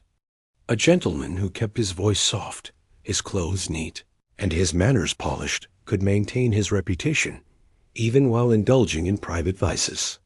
Affairs, gambling, and drunkenness were tolerated so long as discretion was preserved. The same behavior, if committed by someone of lower birth, was branded as depravity. The upper classes sinned in secret. The lower were condemned in the open. Thus, morality became not a universal law, but a privilege, something that could be bought, concealed, or forgiven. Women suffered these double standards most cruelly. A lady of standing could commit indiscretions behind drawn curtains and find her reputation gently repaired through silence. A working-class woman, by contrast, who found herself pregnant out of wedlock, might lose her job, her home, and her place in society. The streets of Victorian cities were filled with women labeled as fallen, many driven there by poverty and abandonment, while the men who had contributed to their fall continued on unscathed. Respectability was a cloak that fit some more easily than others, and once lost, it could rarely be regained. The same contradictions appeared in attitudes toward labor. The upper classes celebrated the virtue of hard work, but did not practice it themselves. Industry was praised as moral, yet those who performed it were looked down upon. Gentlemen were expected to be productive, but never physical. Ladies were to busy themselves with refinement, never necessity. To be idle and rich was considered graceful. To be idle and poor, shameful. The Victorian ideal of industrious virtue thus contained a cruel irony. It honored labor in theory, while despising those who labored in fact. Even religion, that great pillar of Victorian morality, reflected the social divide. The wealthy attended grand churches, where sermons were polished and decorum strict. The poor crowded into mission halls and chapels, where preachers thundered about sin and salvation. The moral message was subtly tailored to class. The rich were reminded to be charitable and humble. The poor were told to be obedient and patient. Heaven, it seemed, had different expectations depending on one's address. Piety, like respectability, was filtered through the lens of privilege. The double standards of gender and class were reinforced by law. The legal system, shaped and dominated by men of property, often reflected the very biases it claimed to judge. A man's word carried more weight than a woman's, a gentleman's honor more than a laborer's honesty. Divorce laws, until late in the century, allowed men to end marriages for adultery, while women had to prove cruelty or desertion as well. Prostitution, though condemned as sin, was tolerated as a necessary evil for the relief of men. Passion's an idea, both justified and perpetuated by the same moral authorities who preach chastity. The women involved, however, were branded for life. They were the sinner society needed in order to remain pure. And yet, among the lower classes, a different kind of morality thrived, one less about appearances and more about survival. Working-class communities developed their own codes of honor, loyalty, hard work, and mutual support. Neighbors helped one another through sickness and hunger, often with more sincerity than the charity of the wealthy. Their virtue was lived, not displayed. The respectability of the poor, though measured by different means, was just as real clean clothes on washing day, a tidy doorstep, children sent to school in hand-mended boots.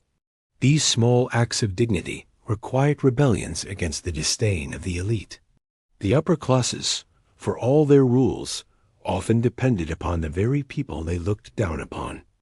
Servants kept their homes running, laborers built the railways, and factory workers produced the luxuries that defined their comfort. Yet these same hands were considered unclean. A servant who overheard too much or spoke too freely could be dismissed without reference, while a gentleman who mistreated his staff faced no consequence. The balance of power rested not on morality, but on silence.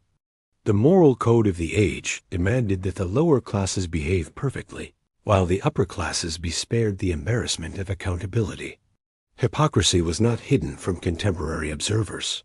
Writers and reformers such as Charles Dickens, Elizabeth Gaskell, and Henry Mayhew exposed the moral blindness of polite society in their works. They revealed the suffering of the poor, the cruelty of the workhouses, and the hollowness of the wealthy's virtue. Dickens's characters Oliver Twist, Nancy, and Lady Dedlock embodied the contradictions of an age that condemned vice but ignored its causes.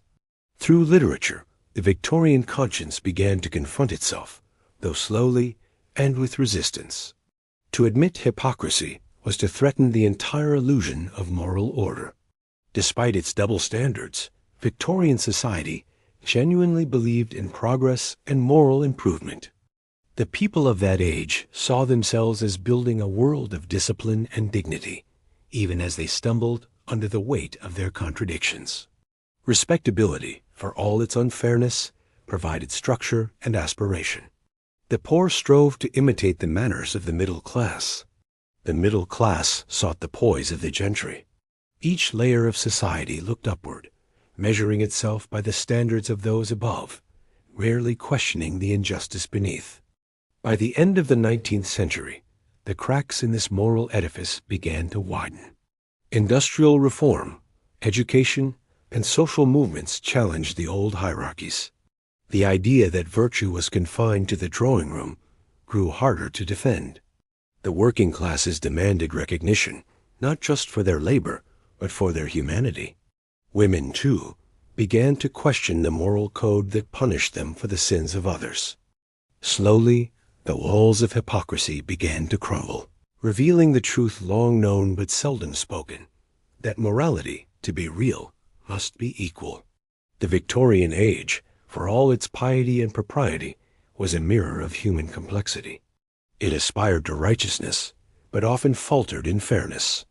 Its double standards were not merely flaws, they were reflections of a society struggling to reconcile ideals with reality. And though the age has passed, its shadows remain. We still inherit, in subtle ways, the Victorian instinct to judge harshly those with less power and forgive easily those with more. The lessons of that time linger like faded wallpaper, reminding us that beneath every code of conduct, there must also be conscience. Beneath the immaculate surface of Victorian decorum lay a silent struggle, a constant tension between appearance and authenticity, between duty and desire. The pressure to conform to society's rigid expectations exacted a cost that few dared to admit. Behind the polite smiles and well-practiced manners, countless men and women carried the weight of repression, isolation, and quiet despair. To live properly, to be respectable, meant to hide the raw edges of humanity. The result was a civilization of remarkable order and deep loneliness. From childhood, Victorians were taught to restrain themselves. Emotion was to be disciplined, speech measured, behavior controlled. Passion, anger, sorrow, even joy had to be filtered through propriety. To weep openly was to seem weak. To laugh too loudly was to appear vulgar. Society admired composure above all else. And so, people learned to wear masks to conceal what they felt beneath the serene facade of civility. The more refined one's manners, the less visible one's inner life became. This self-control was both moral virtue and social necessity. To lose composure in public was to risk shame. To reveal too much of one's private self was to invite gossip. The fear of embarrassment governed every interaction. Families maintained appearances, even when affection had faded. Friends exchanged pleasantries while concealing pain. Couples lived side by side, yet spoke only in the language of politeness. The very structure of society encouraged silence.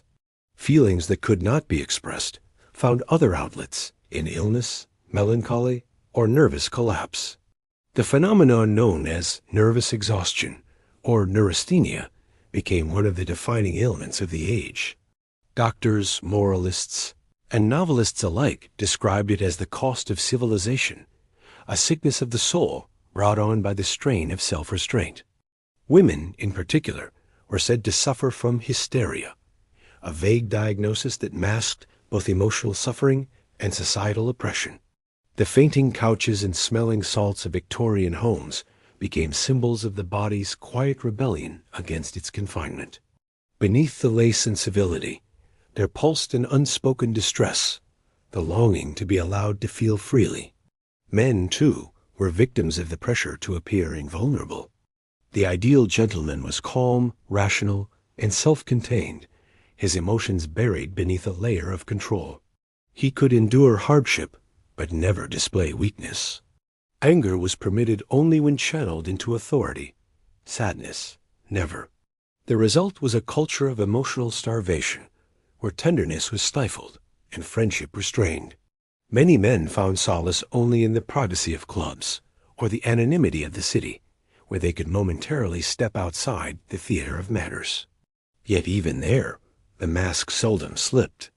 Loneliness was a quiet epidemic. The rituals of social life, dinners, calls, and parties, were meant to foster connection, yet often deepened isolation. Conversation rarely touched on anything personal.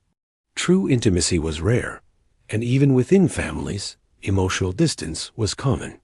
Parents loved their children deeply, but were discouraged from showing it too freely, fearing it might spoil their moral strength. Husbands and wives often lived parallel lives of duty and decorum. The unspoken rule was simple. Feelings were to be managed, not shared. Politeness, that great social virtue, became a wall between souls. The repression extended even to art and literature. Publicly, writers celebrated virtue and morality. Privately, many explored the forbidden emotions society denied. The Gothic novel, with its haunted houses and hidden desires, became an outlet for the fears and passions that could not be expressed openly. Poets like Christina Rossetti and Matthew Arnold wrote of yearning and melancholy beneath the veneer of piety. Even the ghost stories that filled Victorian parlors carried deeper meanings, specters of guilt, repression, and the things that could not be spoken aloud. The supernatural became a metaphor for the emotional haunting of a repressed society. Women bore the heaviest weight of this conformity. Trapped within the roles of wife, mother, and moral guardian, many felt suffocated by expectation. Their days were filled with duty and decorum, yet their inner lives were often unacknowledged. Letters and diaries from the era reveal the quiet anguish of women who longed for freedom, education, or simply to be understood. Some turned to religion for solace, others to art, writing, or charitable work. A few, like Charlotte Perkins Gilman, would later expose this suffering in works like Asterisk, the Yellow Wallpaper Asterisk, depicting the descent into madness that could come from being silenced by propriety. Their pain was both personal and symbolic, a cry from within the corset of conformity. For the working poor, the strain was different, but no less profound. Their respectability was hard-won and fragile, requiring constant vigilance. A single moment of public anger or perceived indecency could undo years of effort. Women in service endured not only physical exhaustion, but the emotional strain of deference, smiling when humiliated, bowing when scolded. Men, struggling to support families, bore the burden of pride and silence. Even in poverty, the demand for moral uprightness persisted. The fear of being judged unworthy, of falling from respectability, haunted every class in its own way. The Victorians' obsession with control was, in part, a reaction to the chaos of their age. Industrialization, urbanization, and scientific upheaval created uncertainty. Manners and morality provided stability. Yet the tighter society tried to contain emotion, the more it leaked through the cracks. Melancholy, anxiety, and insomnia became hallmarks of the respectable class's pains endured behind closed curtains. Doctors prescribed rest cures, seaside retreats, and tonics, but the true malady lay deeper, a society at war with its own humanity. The drawing rooms that glittered with laughter by lamplight often hid private sorrow. A woman might smile through dinner, only to weep quietly afterward in her chamber. A man might bow graciously at a ball, while feeling the crushing emptiness of a life lived entirely in performance. Loneliness, though rarely spoken of, lingered like a shadow in every well-furnished room. And yet, to admit unhappiness was itself a breach of propriety. Keep a cheerful face, advised countless etiquette books, for sadness is selfish. Thus, even despair had to be disguised as grace. Still, within the strictness of Victorian life, some found subtle ways to express their true selves. Letters, diaries, and art became secret refuges where emotion could live safely. Lovers who could not speak freely poured their hearts into ink. Lonely souls sought solace in poetry and nature. The act of writing, painting, or even gardening became a quiet rebellion, a way to feel without breaking the rules. In these private sanctuaries, humanity endured, tender and trembling beneath the weight of respectability. By the late 19th century, the cracks in this emotional armor began to widen. The emerging fields of psychology and social reform began to question the costs of repression. Thinkers like Sigmund Freud and William James hinted that emotion, far from being weakness, was vital to the soul's health. Artists and writers of the fin de siècle Oscar Wilde, Thomas Hardy, and the pre-Raphaelites began to celebrate authenticity over decorum. The age of masks was beginning to falter, though its shadow would long remain. The Victorians built a society of grace, order, and beauty, but they paid for it in silence. Beneath every polished surface lay the ache of the unsaid, the loneliness of lives lived in performance. Yet even in their restraint, there was dignity of belief that composure could be noble, that suffering could have meaning. They carried their burdens quietly, with poise that both inspired and constrained. And perhaps, in that strange mixture of repression and endurance, lies the essence of their humanity, a longing for connection that never quite broke through the stillness of their smiles. For every rule-bound Victorian who lived behind the lace curtain of propriety, There were others who quietly or spectacularly defied the code. Beneath the rigid facade of manners and morality, a small but daring group of writers, thinkers, and dreamers questioned the tyranny of convention. Some did so through art, others through behavior, but all shared one thing: the courage to live authentically in a world that demanded conformity. They were the rebels of etiquette, the ones who dared to breathe freely, while others whispered in the language of restraint. Rebellion in the Victorian era rarely took the form of loud defiance. It was subtler, often cloaked in wit, intellect, or beauty. For women, in particular, to challenge social expectations was an act of quiet revolution. Figures like Florence Nightingale, who rejected marriage and domestic life to pursue nursing, shocked society by transforming compassion into vocation. George Eliot, born Marian Evans, refused to hide behind convention. She lived openly with a married man and wrote novels that probed moral hypocrisy with extraordinary insight. Her intelligence and independence scandalized her contemporaries, yet she became one of the most respected authors of her age. Every page she wrote was a rebellion against the notion that a woman's virtue lay in silence. The women's rights movement, still young but growing, gave voice to others who questioned the narrow world assigned to them. Campaigners like Josephine Butler and Emmeline Pankhurst challenged not just the moral double standards of the time, but the very laws that enforced them. Butler's crusade against the Contagious Diseases Acts, a set of laws that punished women suspected of prostitution while excusing their male clients, exposed the moral hypocrisy of the empire itself.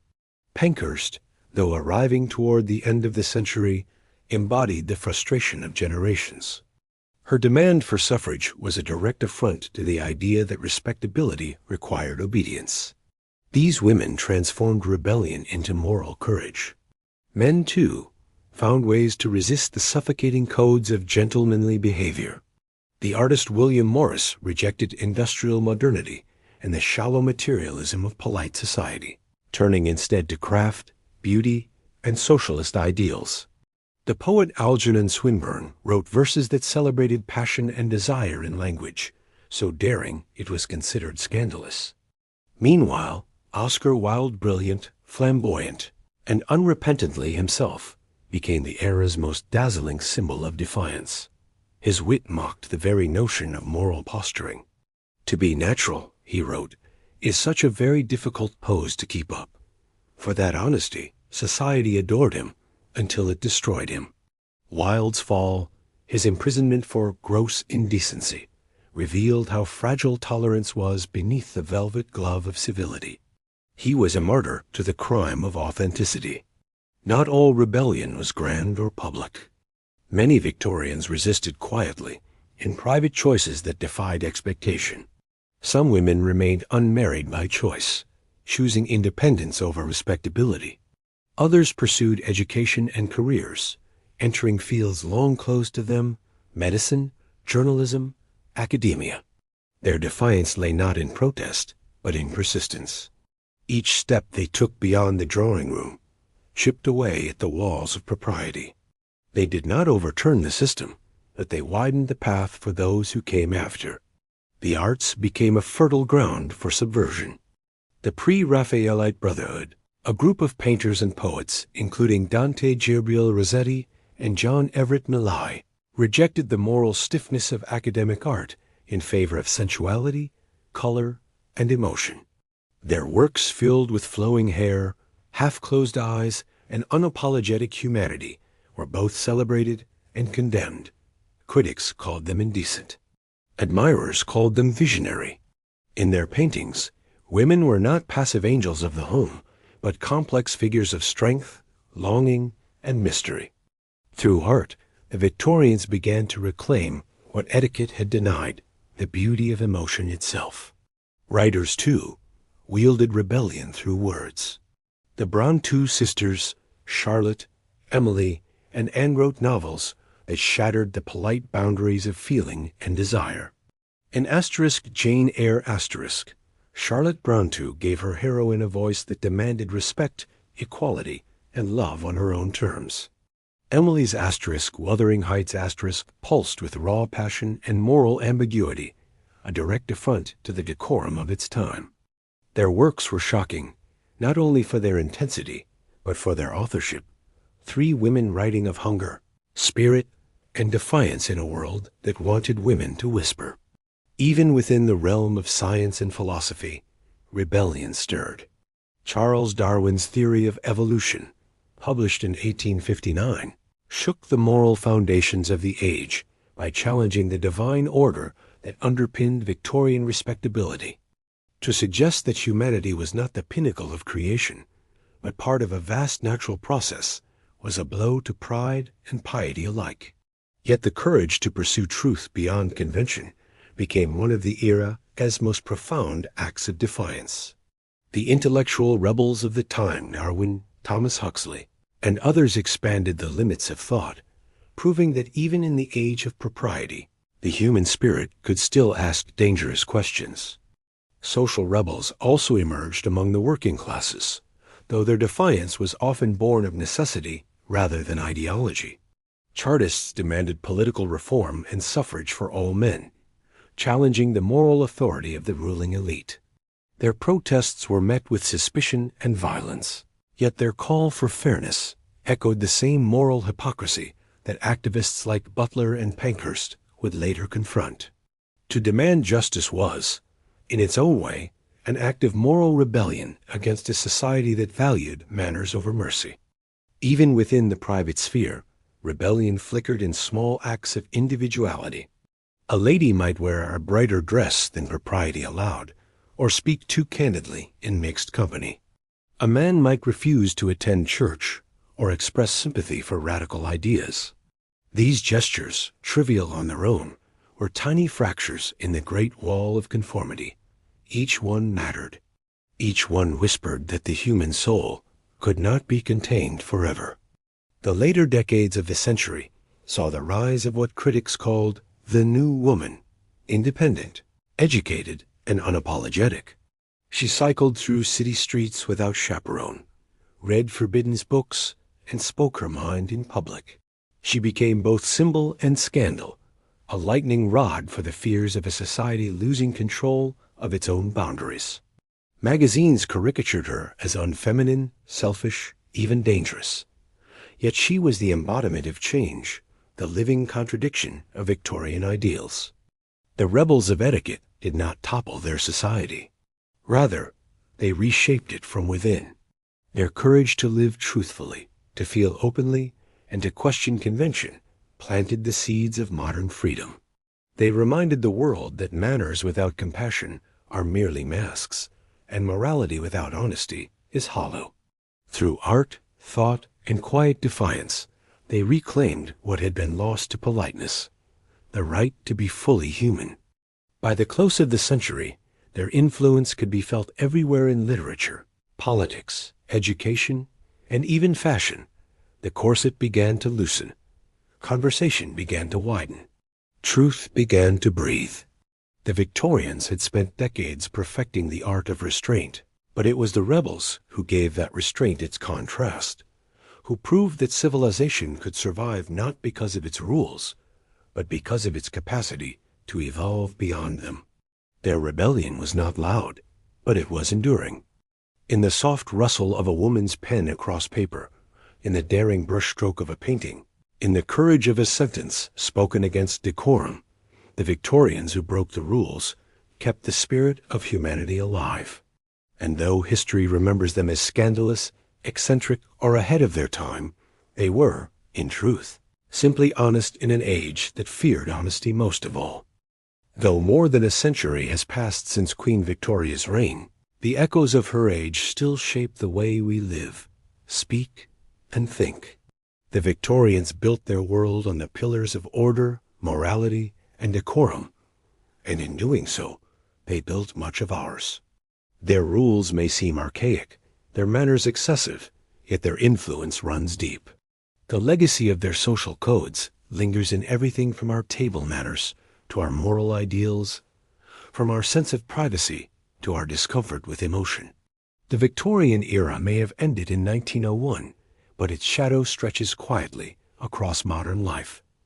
The Victorians were architects of the modern self. They taught the Western world to see behavior as identity, to believe that how we act reveals who we are.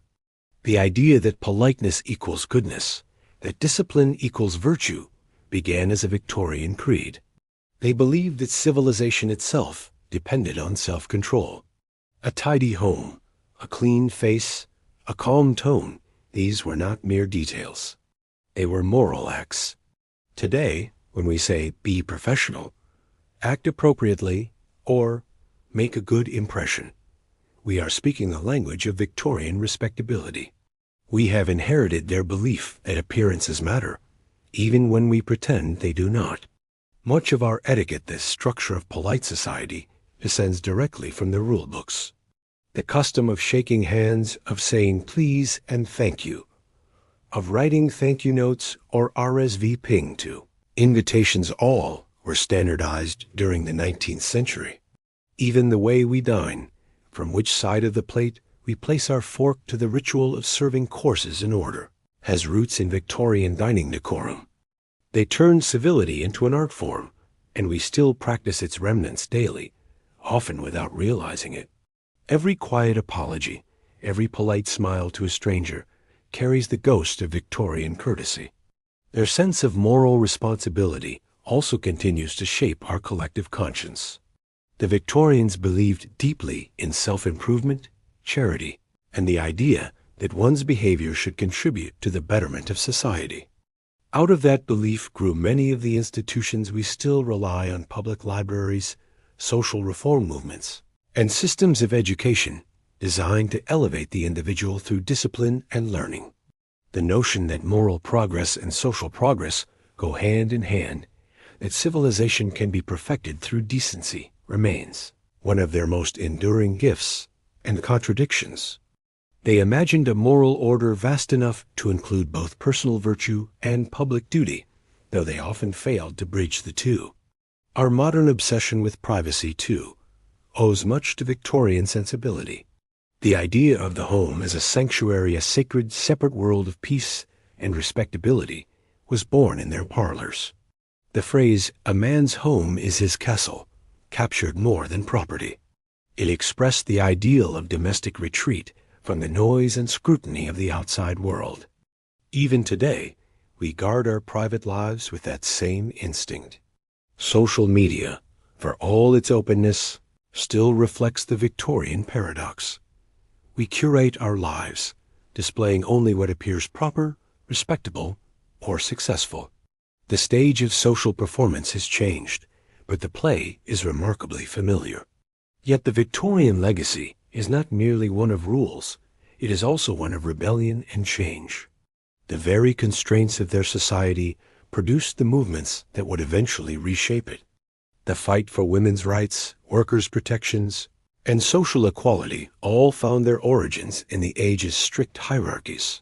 The suffragettes, social reformers, and early psychologists who emerged at the century's end were in many ways the children of repression.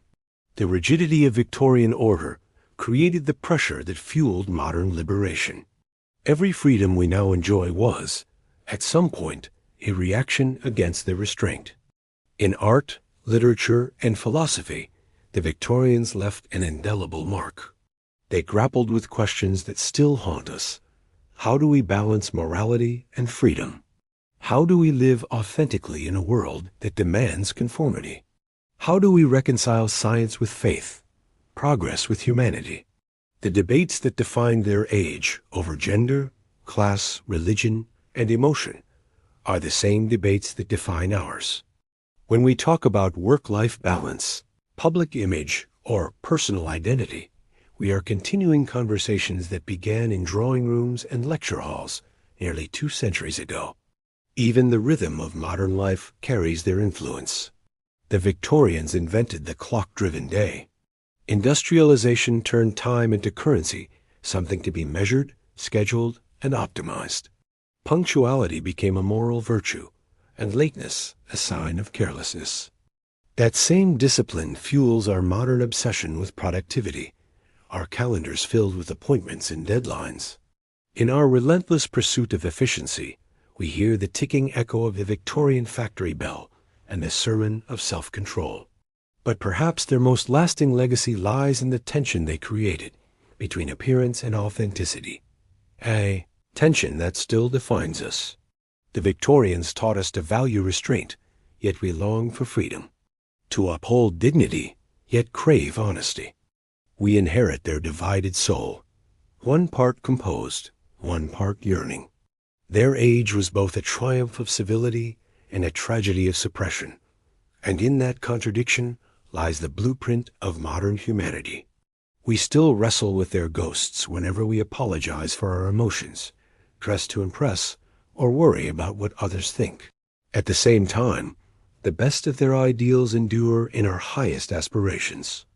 The belief that kindness matters, that order can coexist with compassion, that progress depends on education and empathy. These are Victorian values refined by time. Their moral architecture, though often suffocating, also gave shape to our sense of purpose. They built societies that sought not only to advance, but to improve, not only to prosper, but to uplift. In an age of cynicism, that ideal remains strangely noble. Even the art of conversation, the respect for quietness, and the small courtesies we extend to one another holding a door, addressing strangers with politeness, showing restraint in conflict by the faint perfume of Victorian gentility. They remind us that civilization is not just built on freedom, but on the grace of restraint. The challenge, now as then, is to balance form with feeling, to keep the courtesy without the cruelty, the discipline without the denial. The Victorian rules were not just social, they were spiritual architecture. They shaped the Western idea of what it means to live decently, even when no one is watching. We may have shed their corsets and calling cards, their moral sermons and strict hierarchies, but we still carry their lessons in subtler forms. We still value dignity. We still strive for self-control. We still confuse virtue with appearance. In that sense, we are all, in some quiet way, Victorian. The world they built was far from perfect, but it taught the modern one how to stand upright, how to behave, how to believe, and how to dream of something better. Their era may have ended in shadow, but its light still lingers, flickering in the soft glow of civility that endures even now. The manners, morals, and contradictions of the Victorians shaped not just their world, but ours. And though we may live freer lives today, we are still, whether we whisper it or not, living under their gaze. And so, as the lamps of the 19th century fade into memory, the world they illuminated still glows faintly around us. The Victorians, with their intricate rules, hushed emotions, and relentless pursuit of respectability, built not only their society, but ours. They shaped how we speak, how we move, how we think of right and wrong. They turned daily life into ritual, and in doing so, taught the generations after them that civilization is as much a performance as it is a principle. But to live under such perfection came at a cost. Behind every polished phrase and carefully folded napkin lay the quiet ache of restraint. They sought moral beauty and found it, yet in the same breath they sacrificed honesty and ease. They gave us dignity, but often at the price of tenderness. And perhaps that is the paradox of the Victorian legacy. They made life graceful, but not always gentle. Still, we cannot help but admire them. For all their faults, they believed in improvement, in the possibility that human beings could refine themselves, not through conquest or invention alone, but through courtesy, integrity, and grace. They believed that even in an imperfect world, one could live beautifully. Their manners were not mere decoration. They were an attempt to bring order to the chaos of the human soul. And though we may laugh now at their strictness, somewhere deep down, we still crave that order. Today, as we move through our own age of noise and speed, the Victorian voice lingers in us. It reminds us to hold the door, to speak kindly, to keep our composure even when the world feels uncertain.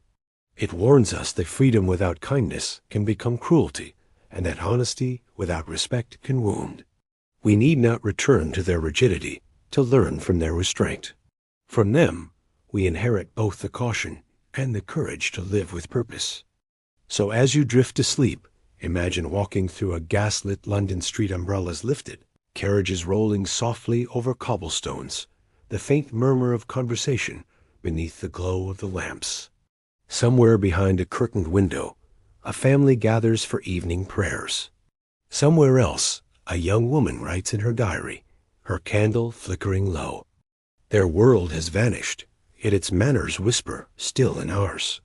If you've enjoyed this story of an age where rules ruled the heart, be sure to subscribe to * History for Sleep *.